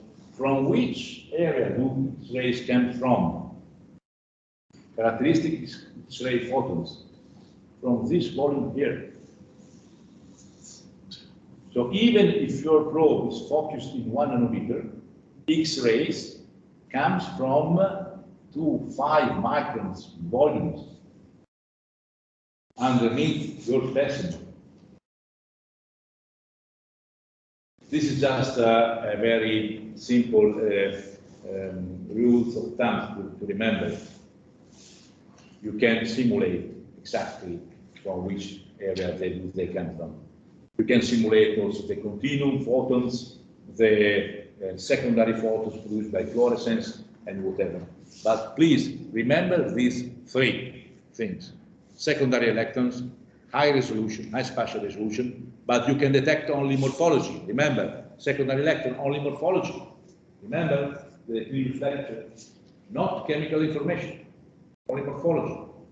Backscatter electron, the resolution a little bit worse, but you can get information about atomic number. But from this area, X-rays, chemistry, from a bigger volume, even if you have a very small probe. I show you some very clear example about this effect. Specific simulation. Composite material, polycrystalline, metals, alloy, minerals, biominerals, corals, whatever. Mineralogical thin section. You prepare your mineral, you think you have prepared your mineral like a thin section. You fix your thin section of whatever on a glass slide or on a stud or whatever to handle your material. Could be also a tissue, a biological tissue, fixed on the stud. And then you want to analyze your material inside the electron microscope. So you have your section, and you have the interaction of your electron beam. And look here, you have an electron beam, and something happens when you are analyzing the material. But if you have a composite material, you have different types of cells, you have different types of crystals, you can get different types of contaminants, whatever. You need to know what is the resolution of the system to understand if your analysis could be correct or not correct, or to reconstruct real information. In warning, we need to know electron-actin interaction to understand what we are analyzing, which is not the surface which I'm observing. It's something which is happening inside.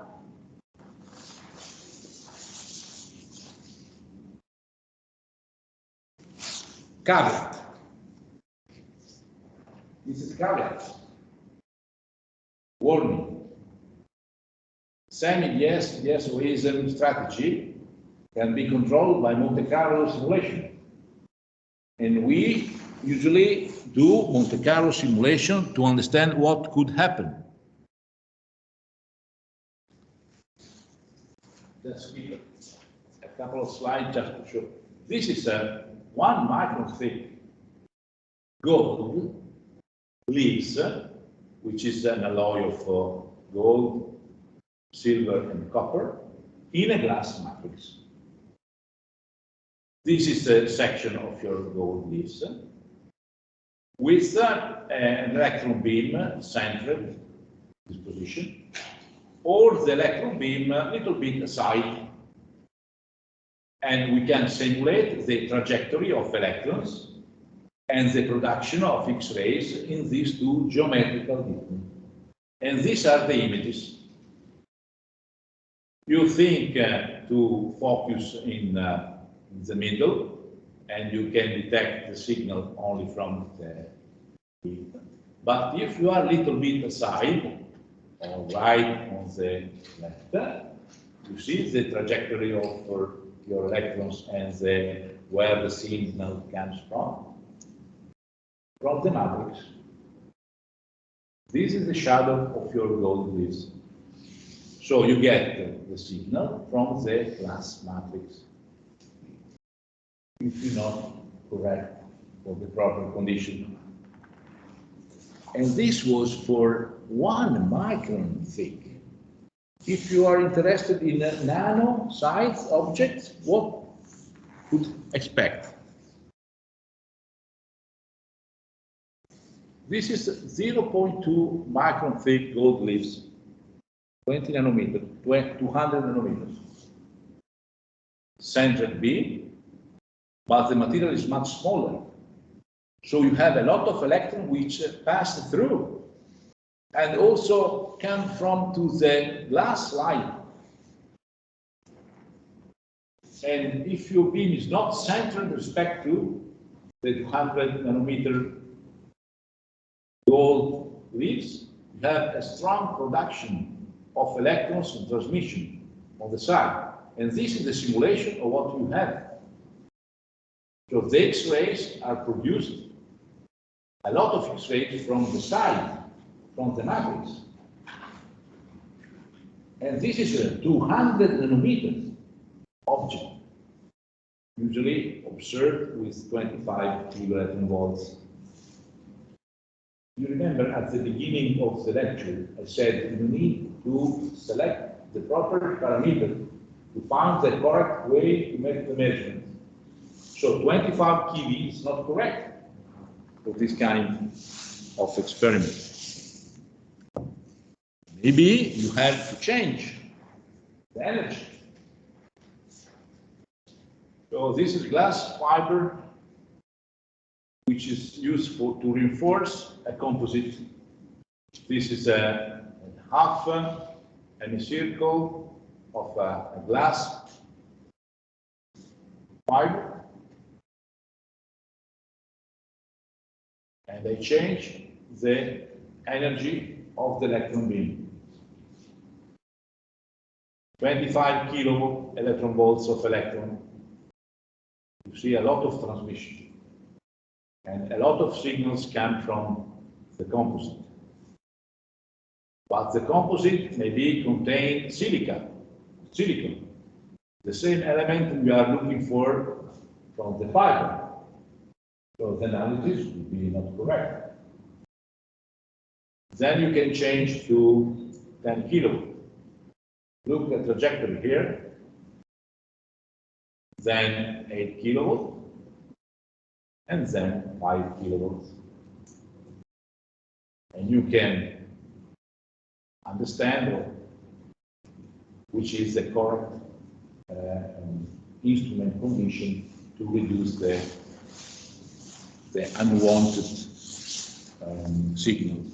In this case, you have a lot of signals from the matrix. There is also another thing to remember, that the ionization of your elements depends on the energy. So you need to compromise. You cannot reduce too much the energy, because if you reduce too much the energy of the electrons, you cannot ionize anymore. So it's a compromise between the spatial resolution and the capability to ionize your material, to have the chemical information. And I'm talking only of the three most important signals: secondary electrons, backscattered, and X-ray. The most used signal you can find in electron microscopy. But you can work correctly with these three, also with the simulation. What do you think? We have 5 minutes break? Okay. Is there any question? Please feel free.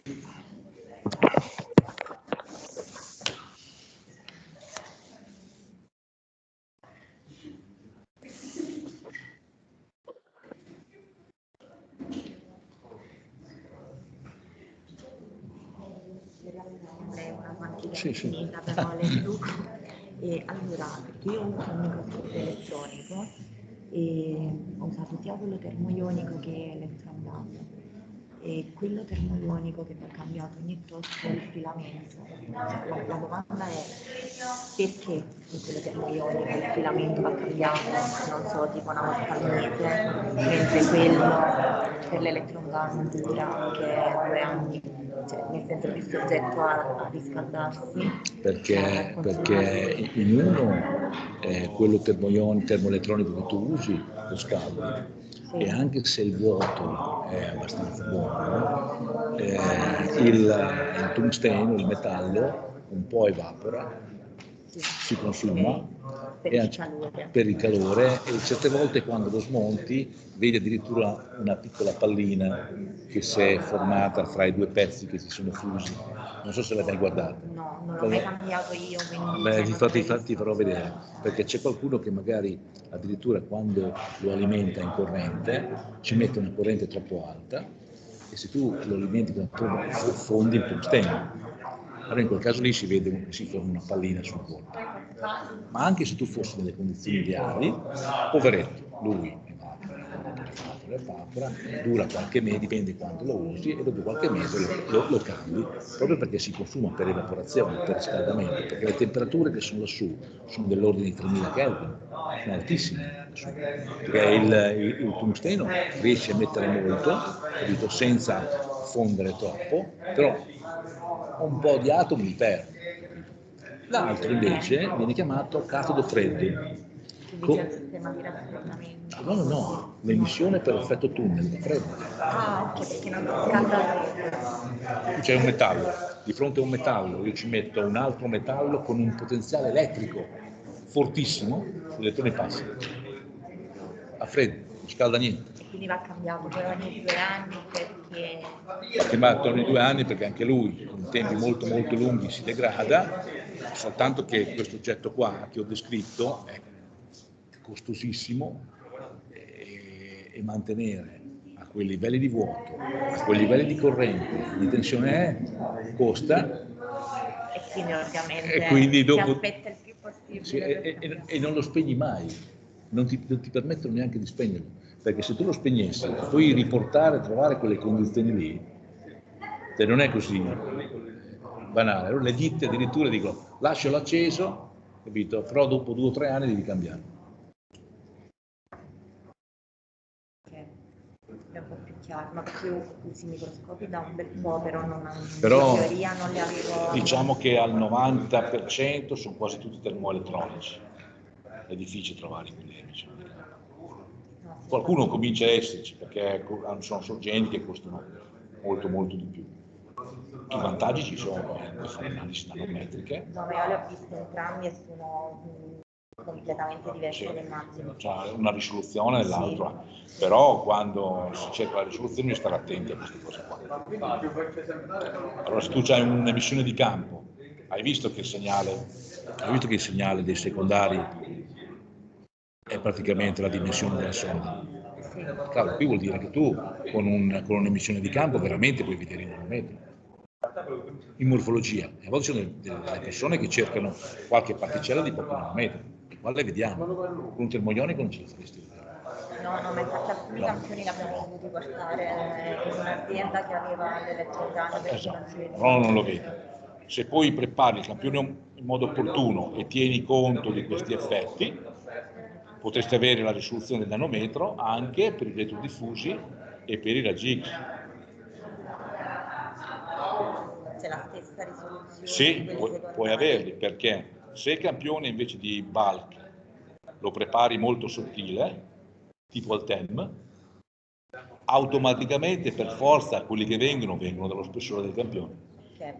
Esatto. Quindi tu hai delle nanoparticelle che le disperdi sopra una matrice che è carboniosa, che non ti dà fastidio perché sono particelle di un metallo che stai cercando, quelle misuri bene perché la matrice, anche se è spessa, non ti dà segnale. Cioè, capito? Devi tener conto di tutte queste cose qua e puoi farlo anche, quindi anche gli altri segnali, 3 principali, io faccio vedere, li puoi sviluppare, capito? Anche se hai conoscenza di questi effetti per un campione bulk. Se hai un campione bulk come questo, devi starci attento. E lì sì, devi starci attento. Perché insomma ti possono succedere. Allora devi andare a ottimizzare, e noi lo simuliamo, e trovare qual è la condizione migliore. Però anche qua bisogna stare attenti perché, per esempio, se tu vai sotto 5 keV, non hai più, non so, energia per ionizzare il ferro. Perché per ionizzare non vedresti il ferro perché non che non ci sia, allora magari devi stare a 8. È un compromesso. Quindi, allora, in funzione di quello che devi fare, ma quell'affare lì che... infatti io pensavo fosse qualcuno che stesse... No, invece la slide, mi sa. In funzione di quello che devi fare, devi costruire il tuo esperimento. Vediamo dopo, magari Sì. altre domande che ho. le Sì, faccio sì, ci dopo, manca, certo, quindi- certo, certo, certo, certo. Perfetto. Grazie. Prego.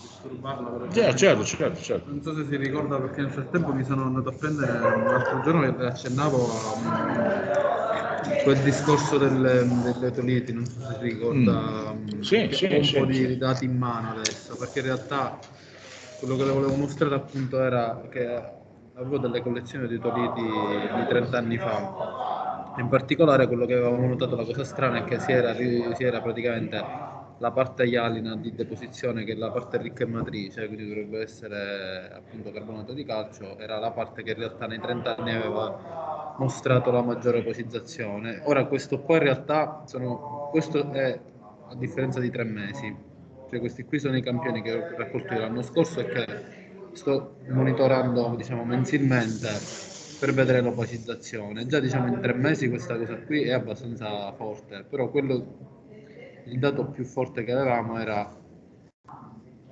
il caso contrario, cioè praticamente questi qua sono degli otoliti che... Scusa. Prego. No, stai. Perché qui stiamo parlando che non c'è... Ma si può interrompere la registrazione quando uno parla di roba che non c'è? Certo. Eh, Chiediamo a no. Mariana, io non ne so...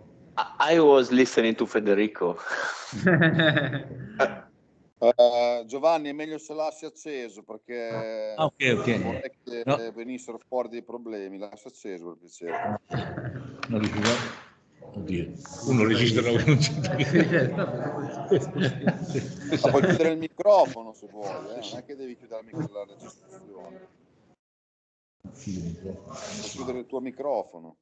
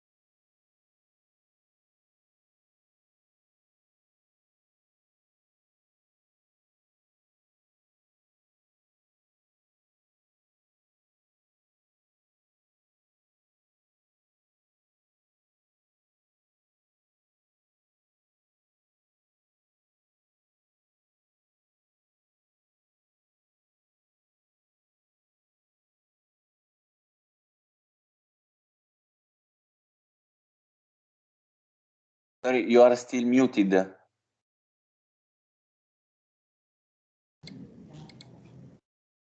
Just trying to check the...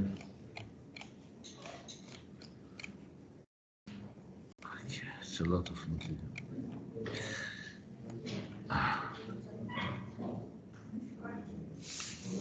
Okay, let's continue.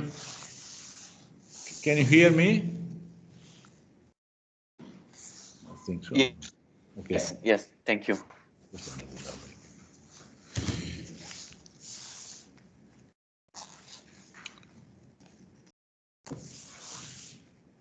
Yes, Giovanni, we can hear you. Okay, thank you, Stefano. So, this was the last slide, yes.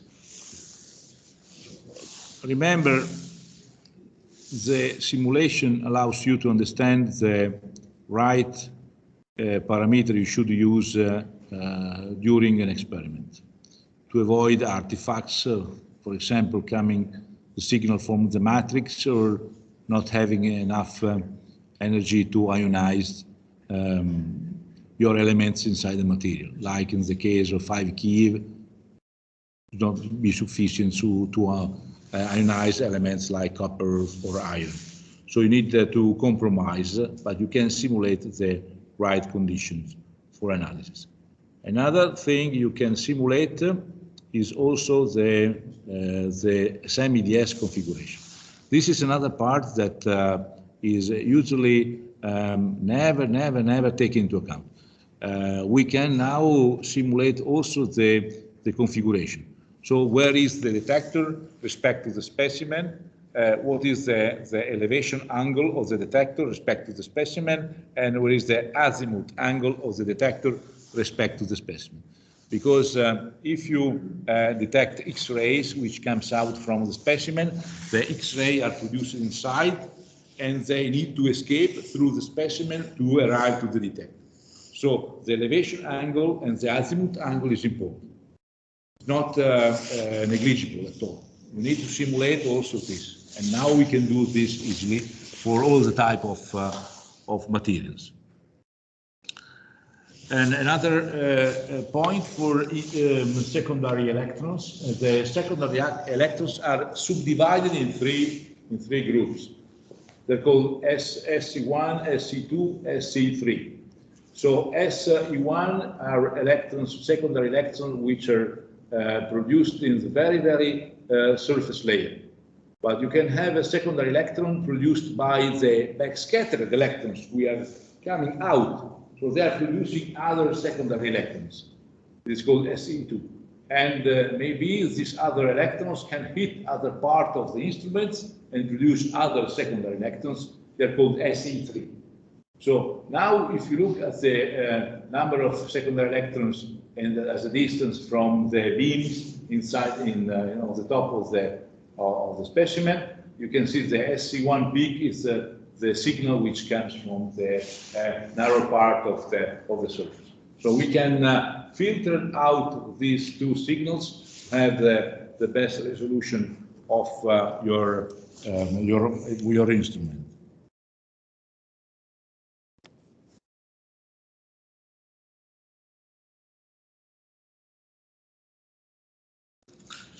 So in a classical ACM,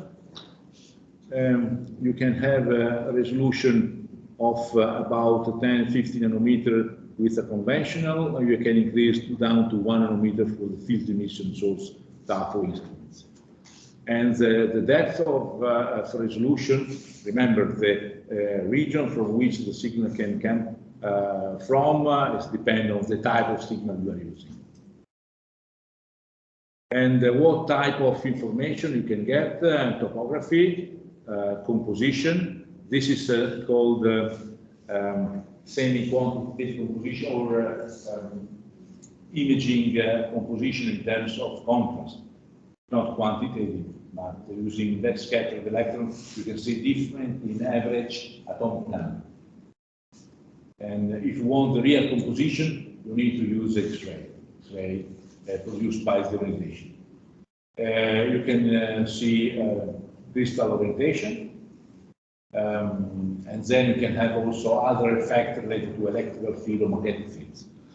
In a particular type of instruments, when you have cathodoluminescence devices, like in our, maybe some of your materials producing lights, but are producing lights from electrons. So an electrons hit the specimen, and the specimen produces lights related to a particular type of defects inside. And this is called cathodoluminescence. So we can investigate also this type of peculiarity in materials using this type of device.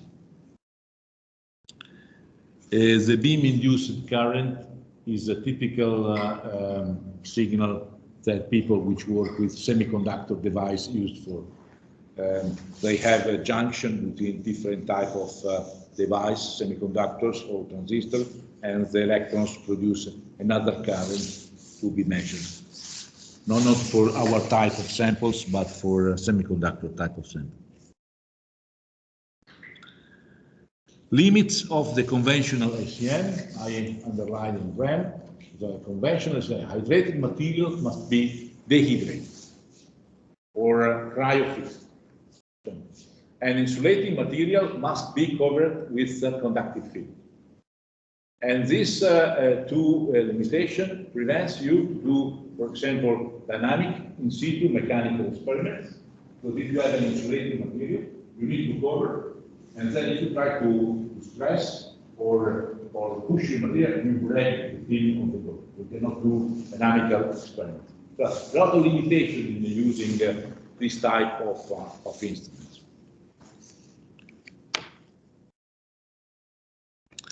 This is the artifacts which arise from the charging effect. This, for example, is alumina sphere, aluminum oxide sphere, alumina. And as a function of the time, due to the fact that the alumina start to charge, is not conductive, the electrons which are coming are deflected by the electronic charge of the part. So you have deformation in the image due to the charging effect. And you see here, these are dust particles above a specimen surface. The dust is not conductive. And you see this black region around the dust. This black means that no signal is coming from this area. Why the signal is not coming? Because the dust is becoming always negative, because it's not conducting. So there is a negative field which prevents electrons to go inside, in the side of the particle. They are deflected. This is a typical charging effect of not conducting material. So the step in technology was to develop the environmental SEM. Environmental in the sense that we can increase the pressure inside the chamber. These are typical working regimes of the three types of instruments. The conventional SEM is work with most this kind of pressure. And in low vacuum SEM, you can change the pressure inside the chamber up to 1 torr or less. In environmental SEM, you can extend the pressure inside the chamber up to 20 torr.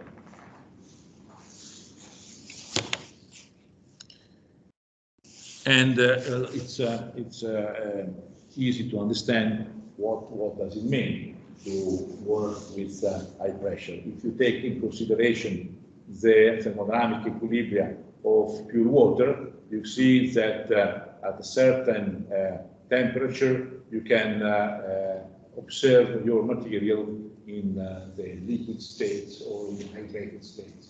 In our case, just lowering the temperature, not very much, but working at this temperature, you can work in this part of the curve. Or even if it's not satisfied the equilibrium, you can work in condition where the kinetics is not very fast. So even if you are far from equilibrium, and not too far, and the changing from the hydrated or not hydrated states, it's very slow. So it means that during your observation, your material still is in hydrated state, even if you are a little bit far from equilibrium. You can work in this condition inside the chamber.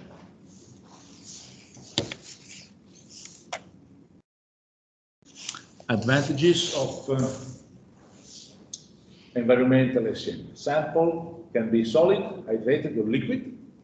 Sample can be conductors, semiconductor, or insulators.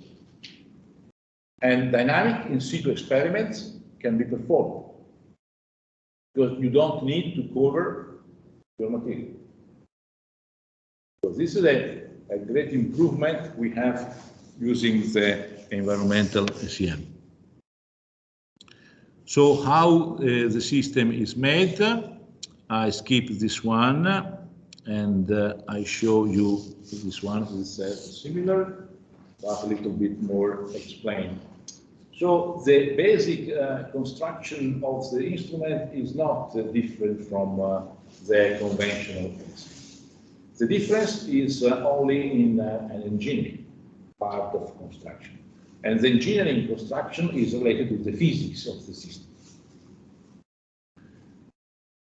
The column is divided, and I show here with different color, with different vacuum level of the system. So even you see the system from outside since just one machine, but actually every part has an independent vacuum system.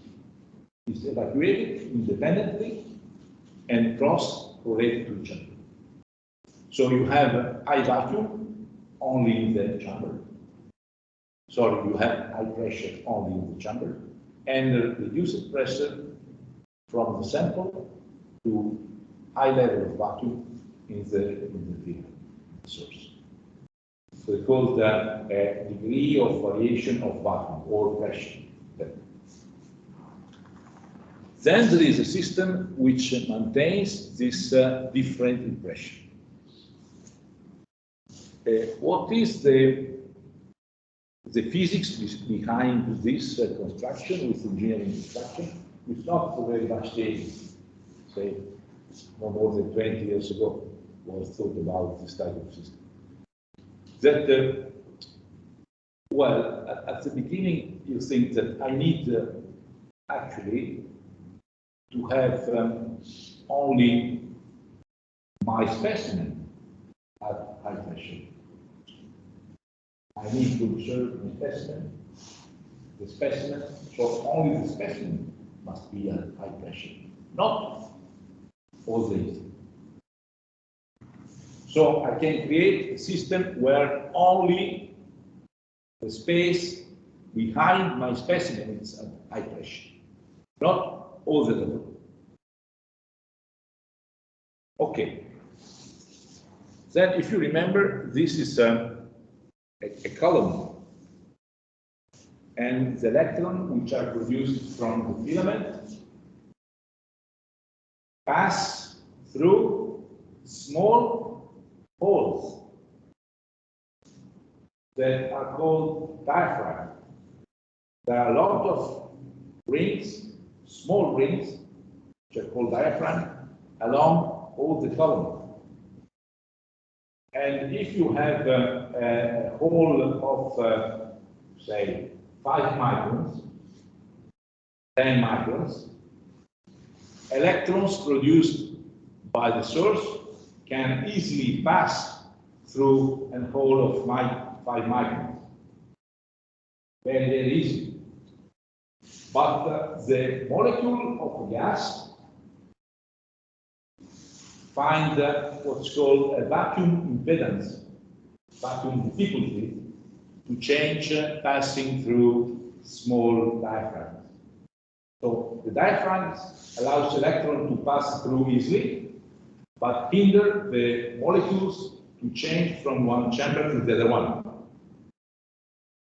And what is called the vacuum impedance, so the capability that a molecule can change from one chamber to another one, depends on the size of the diaphragm and the difference of pressure between the two chambers. So if we create a lot of chambers with a small difference in pressure between them, with small diaphragm, we reduce the possibility that the water molecules or the gas molecules change or move from one high pressure chamber to a low pressure chamber. We reduce the movement of the molecules, but still allowing the electrons to pass through from the source to the surface.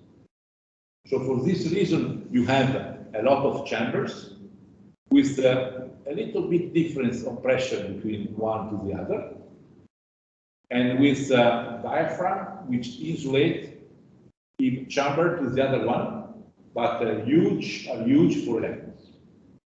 But every chamber needs to maintain the same level of vacuum to keep constant the difference in vacuum between one chamber and to the other one. So the difference between the vacuum of each chamber should be kept constant. So you need an independent vacuum system for each chamber to maintain constant the difference in pressure between the chambers. Then the third thing related to a physical quantity, which is called the mean free path, which is the mean path that an electron can pass through a pressure, a gas in pressure, without having any collision. So think about we try now to produce electron and ask, which electron, which has the probability to arrive at the other side of the room. But the probability is very, very low, because if you produce electron here, there are a lot of gas molecules, and the electrons hit the molecules, cannot arrive to the other side of the room.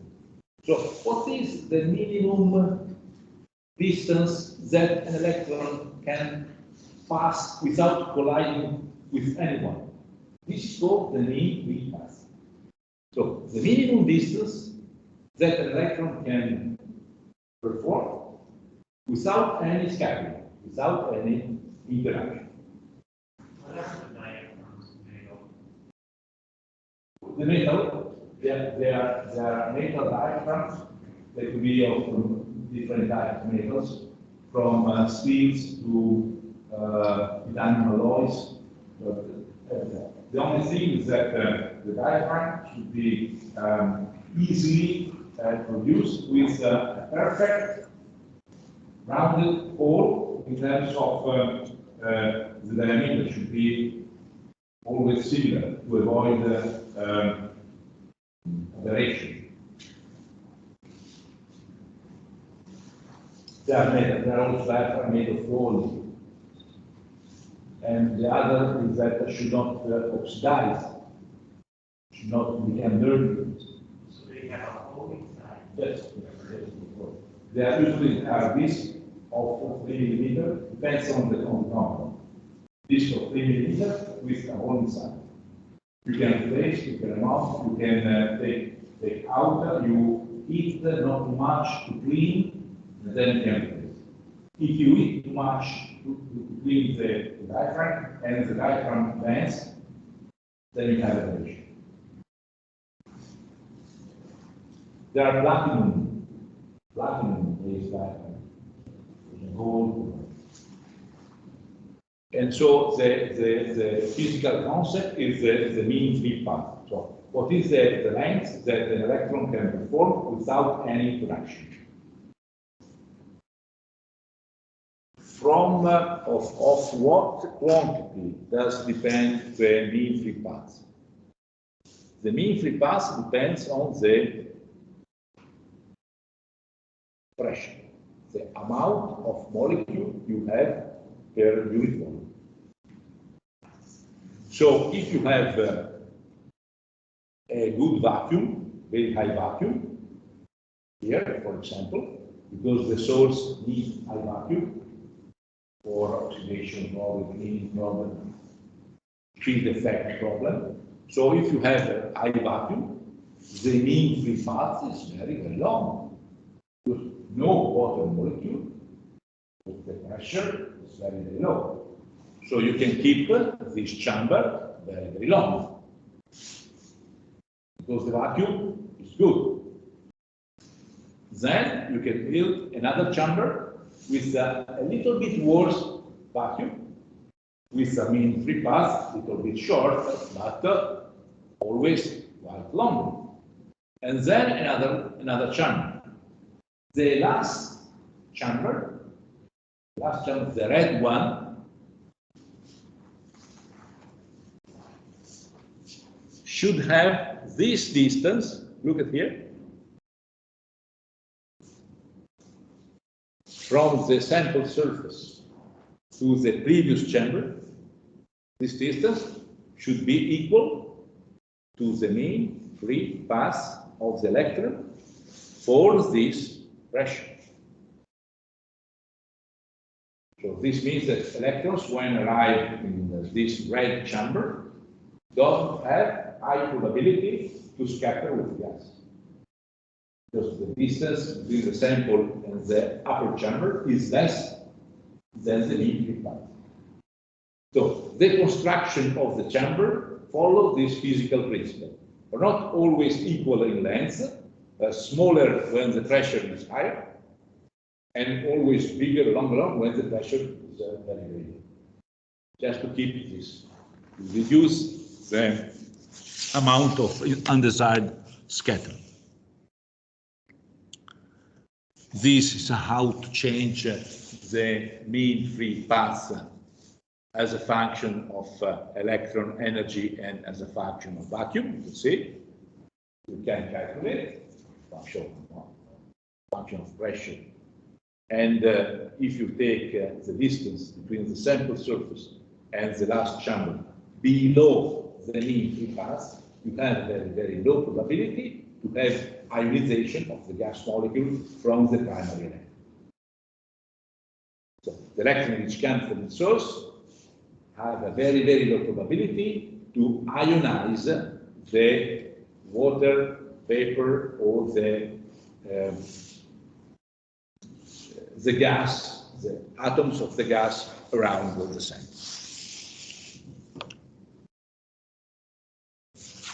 This is the detail of the construction of the final lens. This is the sample. This is the various diaphragms which are built inside all this chamber, and this is how the vacuum change from one chamber to another close to the lens.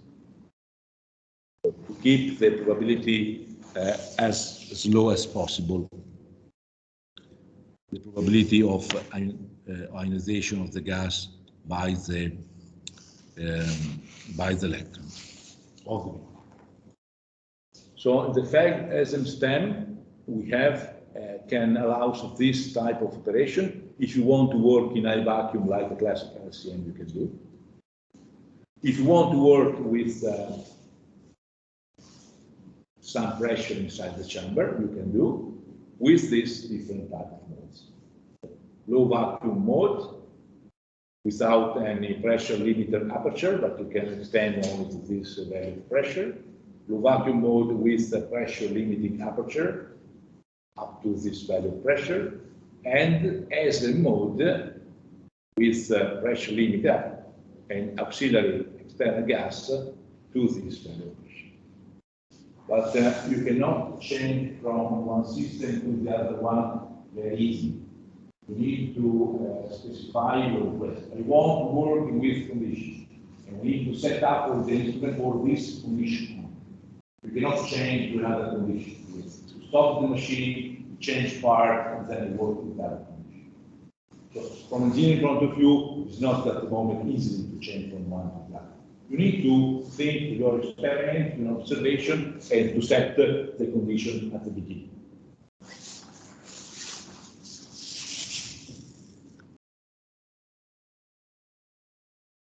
Okay, how the signals are generated in the SM mode. You remember you have electrons which hit the surface, and you remember that when the electrons hit the surface are produced the three main signals: secondary electrons, backscattered electrons, and X-rays. Is in the SM mode, on the high pressure mode, the same type of signal produced, or should we change something to get the information? We should change something. And the detector inside the chamber is called the gaseous secondary electron detector. Change the type. And this was a very, very clever idea to use this type of system to allow both to have high pressure inside, and the high pressure of molecules automatically works for a detector. Also allowing to neutralize the charge on the surface of the cell. Automatically all these three things. So remember, you have electrons which hit the surface. And you are feeding a lot of electrons here. Electrons, at this point. So if you have an insulating material, you have a lot of electrons here, which create a negative field. But what happens if we have this type of detector? Well, remember that inside here, you have molecules. Because the pressure is high. So you have some sort of molecules here. And the primary electrons, since this distance is not very far, does not ionize the molecules. So the mean free path is longer. So the electrons from the source arrive to the source. But here, secondary electrons are produced. And if you remember, secondary electrons are electrons with very low energy, from 0 to tens of electron volts. Then you can set in the final anode, the final diaphragm, a potential, positive potential.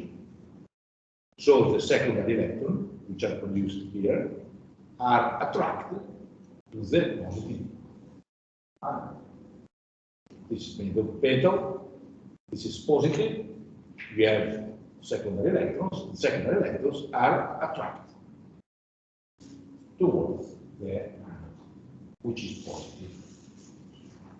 But the secondary electron has a very low energy, completely different energy from the primary electrons. So the secondary electrons has the capability to ionize the molecules which are here. And if one secondary electron ionizes one molecule, then the molecule, after the ionization, produces other electrons by ionization. And the other electrons produced produce more electrons. And again, more and more and more and more electrons. So from one electron here, you can have thousands of electrons produced at this level. This is called gas amplification, gaseous amplification. So we use the ionization of the gas molecules to amplify the signal. So for every electron here produced, I have 1,000 of electrons here. I have an amplification. So I use this type of physics to have an amplification of my signal. This is the first positive thing I can have using this type of instrument, gaseous amplification. And the molecules which lose electrons, which charge do they have? They became positive. they lose electron after ionization. And if they became positive, and you have a lot of molecules ionized here, remember this is positive. Where do they go? They move from the top and go down. And remember that if your material is insulating, you have a lot of electron here. So the positive molecules go down and become neutral again, neutralized continuously. So at the same time, you have amplification, neutralization of the molecules, and elimination of the electronic charge on the surface. At the same time. So your material, even if it's not conducting material, insulating, neutralized. Because the positive molecules take away the excess of electrons. They become gas, equal gas again. And so on and so on and so on, dynamically. This was the great things of this type of instruments. Amplification of the signal, neutralization of the molecules, and neutralization of the electron charges on the surface at the same time.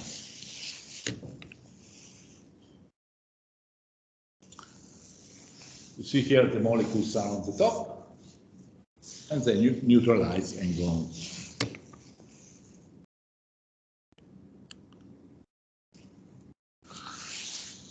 Again,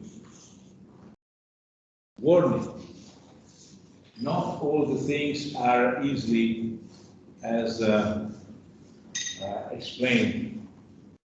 You have to take attention, pay attention. If the molecules are too much,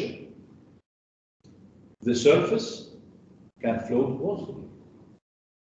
There are too much positive molecules on the first. And if these are too positive, reduce the gain. There's a difference in potential between the positive potential and the positive is reduced. So you can reduce the gain. Another problem could be if the surface is positive, can compromise X-ray microanalysis. If you think, I make measurements. If you think you use, if you have too much gas inside the chamber, then you can control to avoid this effect. I'll just explain the artifacts you can have just as a teaching beam. If you have your surface very, very positive, because you have a lot of ions, and if you have set your microscope at 30 keV, 30 kilo. But if the surface is positive, when the electrons arrive on the surface, are not 30 keV anymore, are 35, 33. They increase the energy because if there is too much positive charge on the surface, they increase the energy. And if they increase the energy, the X-rays could be affected. So we are thinking to use 20 kilovolts electrons. No, they are 25. So the microanalysis could be affected. And the other thing, this secondary electron can be scavenged from the, so they are trapped. They cannot exist anymore. They're too much positive charge. So you lose the secondary electron signal. So you need to check for these 2 points.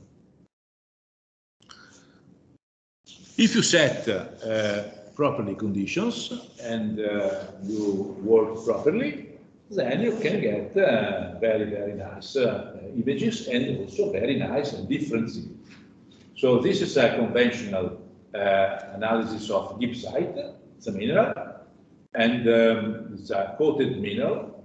So if you have a coating, because it's an insulating material, it's a conventional instrument, you have to coat, and this secondary electrons comes only from the upper layer, comes from the coatings, and you see only the morphology. That's a classical way to prepare insulating material.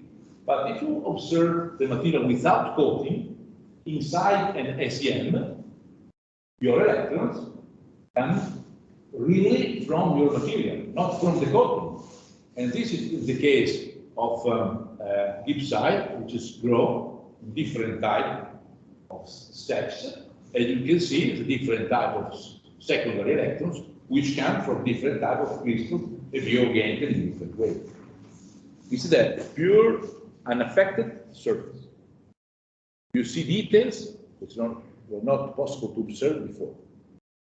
It's the real surface of your material.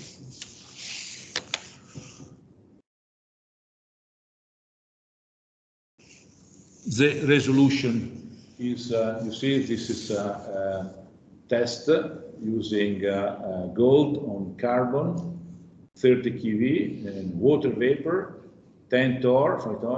This is 100 nanometer. You can see particle of 10 nanometers. So the resolution is not affected. But the source is a field emission source in this case.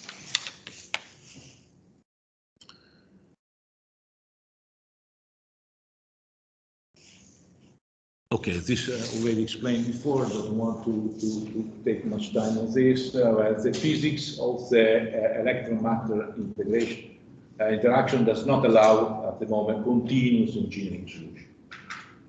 So if you want to set one type of experiment, you need to select the proper device.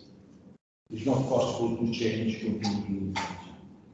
You need to fix set the experiment with this type of devices, and if you want to change the experiment, you need to open the chamber, change the device, and so on.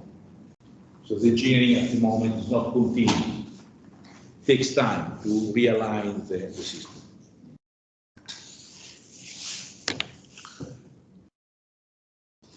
And this is just an example of in situ dynamic experiments. You can do melting with a device which heats the sample. You can crystallize if you do cooling, and with a tensile stage, you have a stage when you can apply a mechanical test, a mechanical compression or mechanical tearing of the material, and you see how the material behaves dynamically, because you don't have to coat, you don't have to prepare the material. So, till what time? 6:30. Okay, X-ray microanalysis. So the last part is related to this signal here, not morphology or average atomic number information, not transmission, but analysis, microanalysis.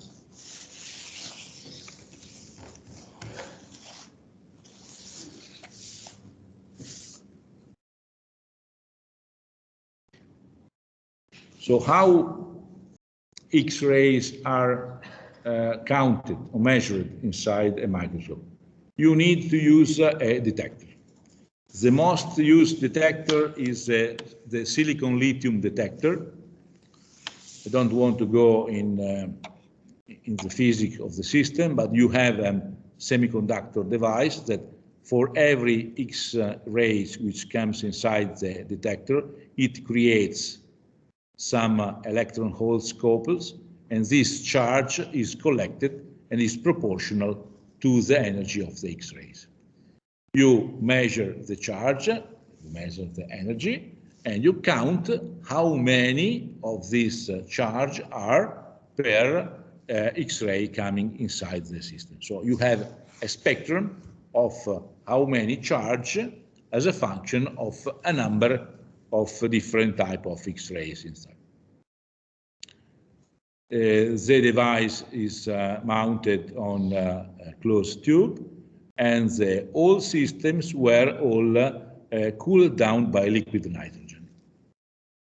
Now there are systems which work with a little bit higher temperature. You don't need anymore this liquid nitrogen system.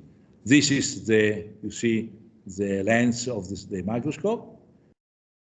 These are the electrons that hit the specimen, and this is the X-ray detector, which count the X-ray from the surface. This is just drawings of technology. Let's go to much more important things for analyze the material. So these detectors comes with windows. Windows are material which are used to protect the detector, the active part of the detector. You can have beryllium window, you can have ultra thin carbon window, or you can have a detector where you can remove the window which protect the detector for a short time. But look at this figure. This is the X-ray energy cutoff as a function of the different type of detector and window. You see that conventional instruments for 1 keV of X-ray energy, not amount, X-ray energy, energy of the X-ray, the efficiency, it's about 0.5. Most of X-rays are absorbed on the window. You can see them, but the efficiency is not 1. If you change the window, you can increase the efficiency of the detector system. Less X-rays are absorbed.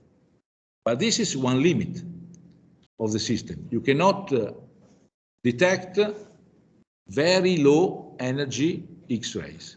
There is a limit on the system. And very low energy in X-rays means low atomic number elements. Because if you look to the atomic table and you see the ionization energy for low Z elements is very low. So you produce X-ray with very low energy, and this could be absorbed by the detector. So intrinsically, you have a poor efficiency for low atomic number.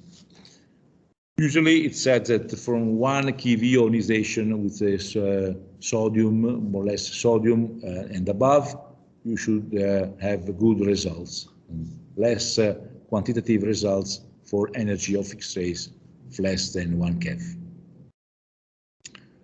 Where you produce this type of electrons in the semiconductor, the number of electrons produced is proportional to the energy of the X-ray. This is the physics of the detector. But what happens when fast electron from the source of the microscope interact with an atom? You have 2 effects, basically. The first is you have a continuum spectrum, no ionization, continuum spectrum. So your electron is passing through the atom, you see, is deviated by the potential of the nucleus, does not interact with any electrons of the orbitals, only with the potential of the nucleus. And after this interaction, you change the direction of your incoming electrons, and 1 X-ray is produced. If you are very close to the nucleus, you have some sort of change of direction. If you are far from the nucleus, you have less. So you can produce a continuum spectrum of X-ray because of the distance you can travel close or not close to the nucleus. This is called X-ray continuum spectrum. And when you detect your spectra in the microscope, you always have the continuum spectrum, which is not diagnostic apart from some biological sample. Okay? You have this continuum spectrum, not characteristic. For chemical purpose, instead, you are interested in characteristic radiation. So you have an electron, which in this case hit and transfers the energy to an electron of the atom, but an electron of the orbital, not interact with the nucleus. you have an interaction here, and one electron of the nucleus is kicked off, and this orbital is without any electrons. For a very, very short time, the orbital is without electrons. It's unstable. So what happens? That an electron of the upper level of the orbital shift, move, jump in the, you see here, in the orbital which was without electron, with an empty, with a hole in the orbital. This jump, delta E, is characteristics of each element. Every element of the periodic table has his own specific delta E jump for the same type of jump between orbitals. For example, if this is the L level and this is the K level, this is the LK transition. And the LK transition is different for every atom of the periodic table. Every atom has its own specific transition in energy. So, going back, if we can detect the energy of the transition, automatically we can detect the element. Because every element has its own specific transition. So the question is how to detect the energy released during the transition. Since the energy is released as X-rays, just putting an X-ray detector and measuring the energy of the X-rays which comes out, I automatically understand which elements are inside the specimen. Okay, very, very easy. Look at this here. These are all the possible transitions. You don't have only one, you have a lot of type of transitions as a function of ionization. So after the ionization of your material, you can have different lines. You take all these lines, you compare these lines with the database, and automatically you understand which kind of element you have in your sample. Now I'm talking about the energy resolution between, not the spatial resolution. Remember, you always are putting electron and electron and going down inside the material.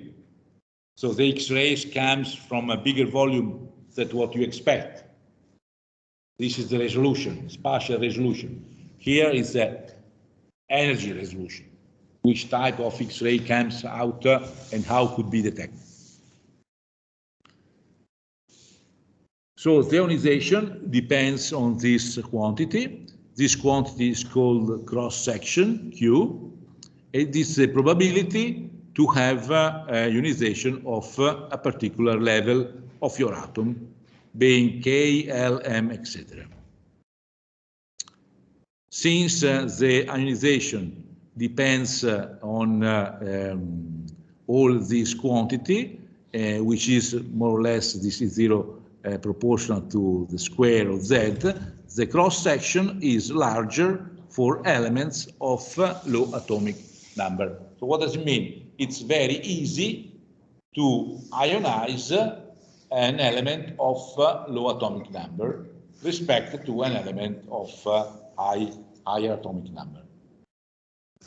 For example, if you have uranium or if you have oxygen and you want to remove the electrons which is in the K level, it's easier to remove that of oxygen respect to that of uranium.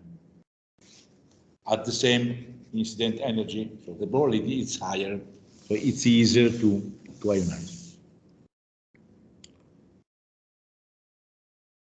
And this is what's called the ionization cross-section as a function of the overvoltage. Overvoltage is the ratio between the incident, the energy of the incident electron and the ionization level for the specific line of the element. and you see that the maximum of the probability it's about for this value of sigma. After with over voltage very high, if you are using if you are working inside a transmission electron microscope working with 100 keV electrons, you are in this region here. So the probability is similar for all the elements. If you are working inside SEM, and you can change the ionization energy, the incident energy, you can work in this part of the curve, and you can maximize the ionization cross-section. You can maximize the probability to ionize that specific element. You are interested in sodium, you can maximize the energy to ionize sodium.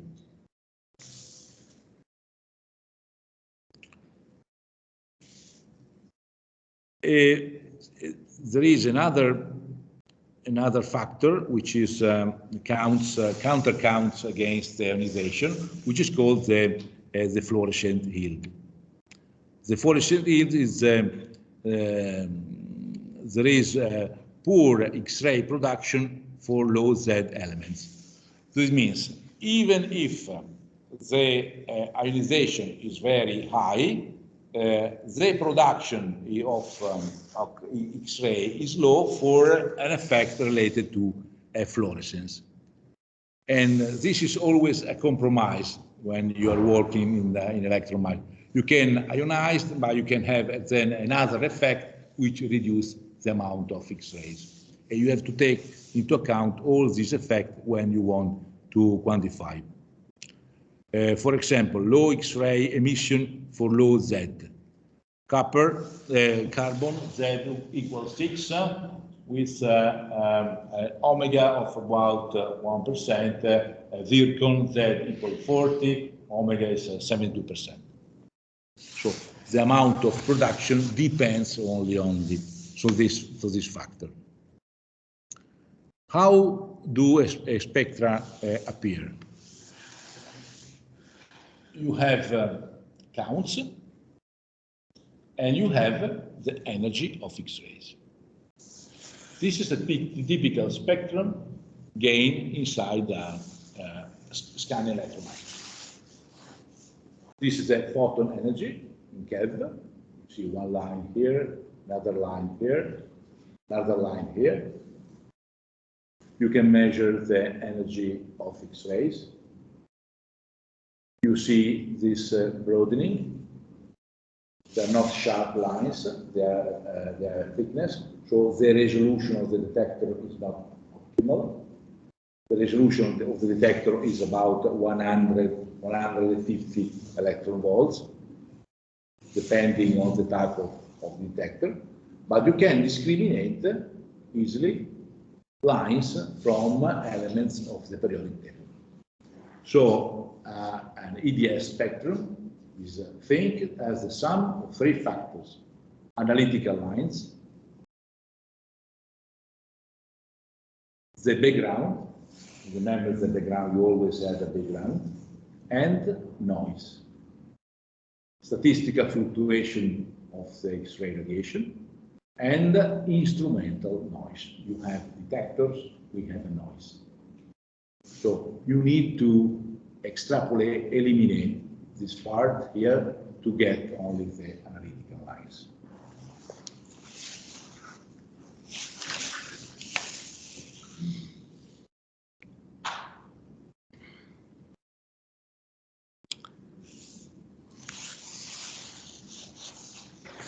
Just to summarize, I just use this type of plot to explain how should be performed an analysis. So in the red direction is the direction of the experiment. You are working inside the microscope, you are doing this. The black line is the direction of the quantitative analysis procedure. So you have a material with a known concentration. with inside an unknown amount of that atomic numbers. You are heating your material with electrons, so you are producing X-rays. So there are some primary generated intensity inside the sample. These X-rays, what do they have? They try to escape through the material, but they could be absorbed. So after the production, you can have an absorption. And then you have not primary, but primary emitted intensity after the absorption. But remember, you have also some sort of fluorescence effect inside of your material. At the end, you should take care also in consideration of this F effect. So what your instrument is measuring is this object. And you need to go back from the spectra. So your spectra is this one. You need to go back to derive the real concentration. So the software now allows you to eliminate this contribution, and to derive the real capability, a real concentration in Z elements of your cell. But remember, from the region from which they comes from, which is not the size of the probe. Unless your sample is very, very, very thin, nanometer thin. If not, they come from the bulk of your material.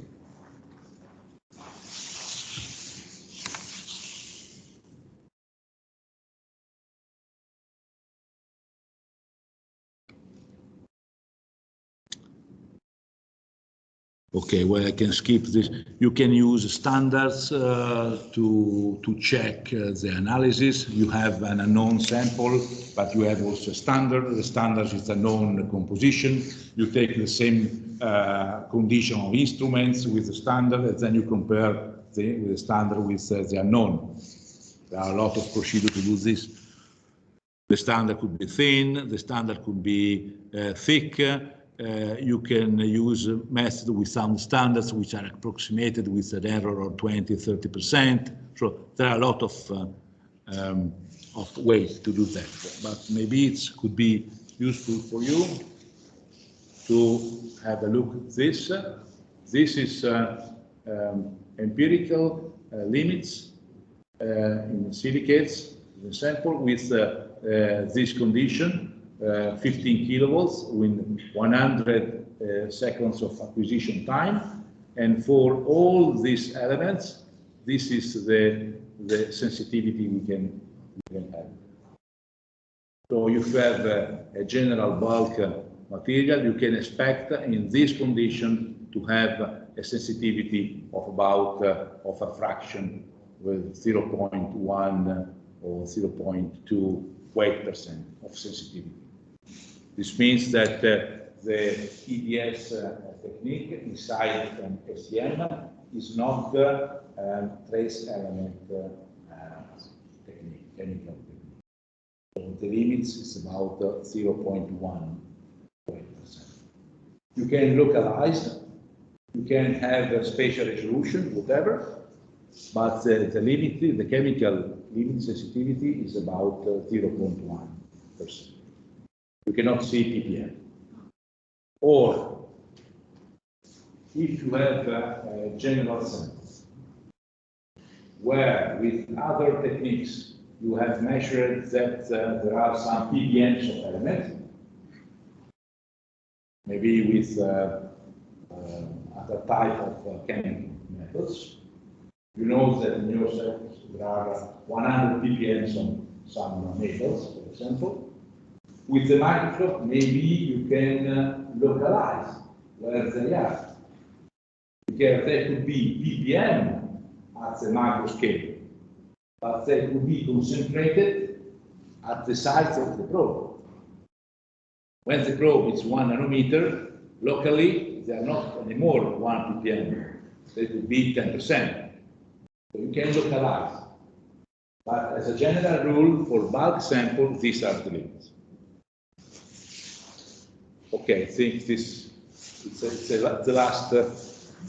last slide. It's too late. Okay, thank you very much. Do you have any questions?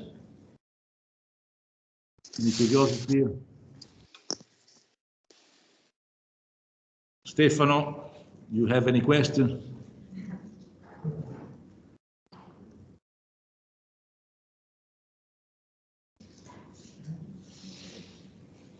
Do I have any question? Then I will. Okay. I will say something. Thank you. Bye.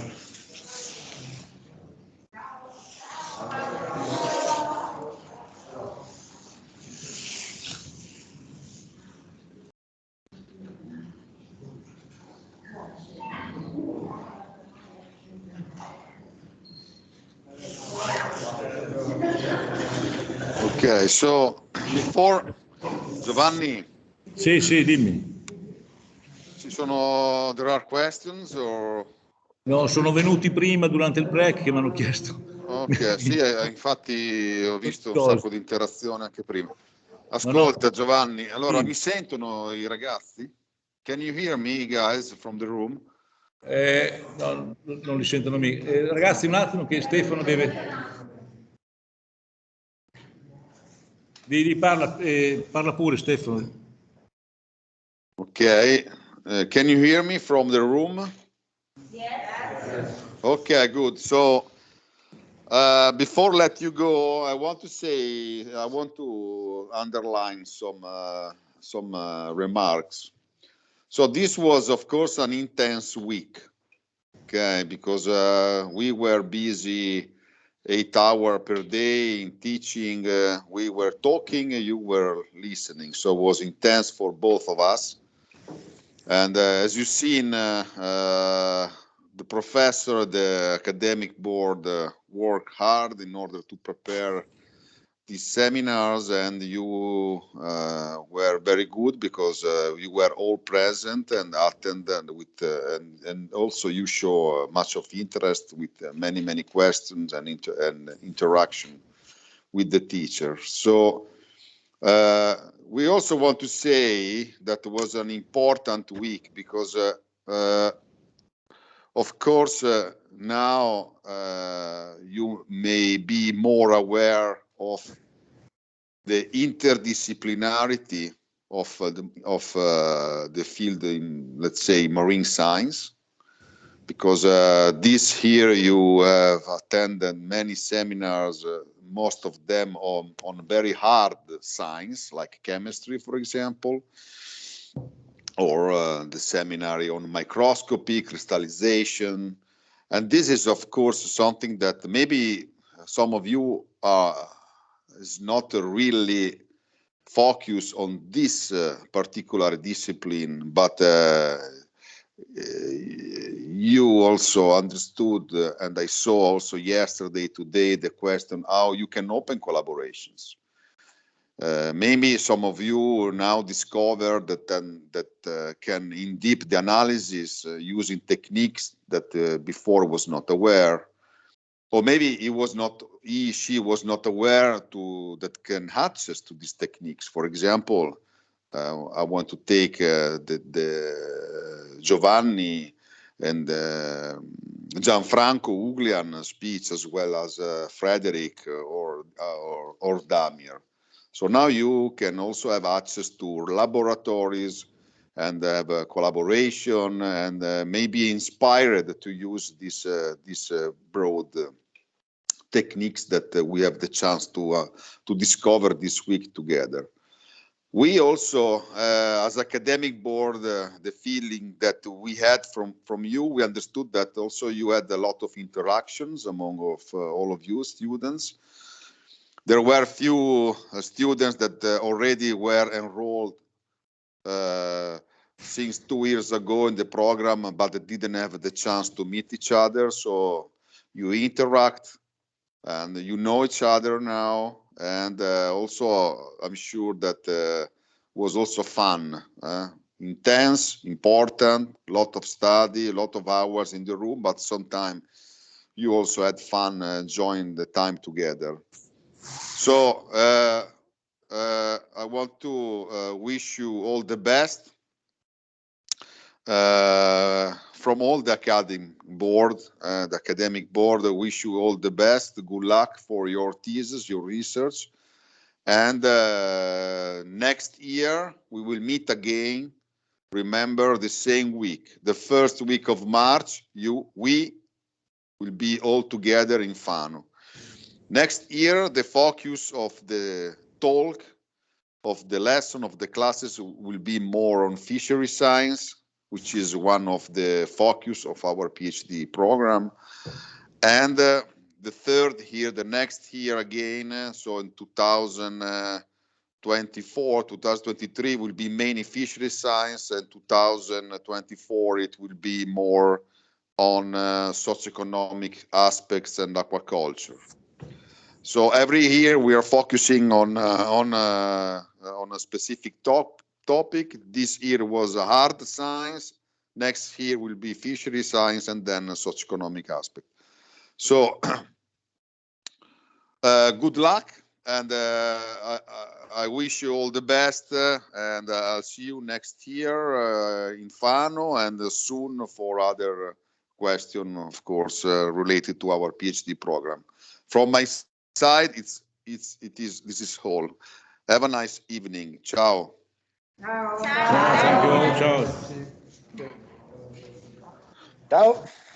Ciao. Ciao. Giovanni. Sì, Giovanni. Vogliamo sentirci lunedì per quella email? Sì, perché ormai sì, farò le 9. Esatto, Lunedì. lunedì dai. Sono a Bologna. Ah, ok, va bene. Sono a Bologna. Ti chiamo io lunedì mattina. Chiamami tu. Sì. Hai interrotto la registrazione qui? No. Ok, puoi chiudere adesso. Va bene. Giovanni, grazie, un abbraccione ancora. Ringrazio molto Gianfranco, anche mi è piaciuto molto. Grazie per essere stato lì. Molto bene. A presto, Giovanni. Grazie, ciao. Ciao, grazie. Ciao.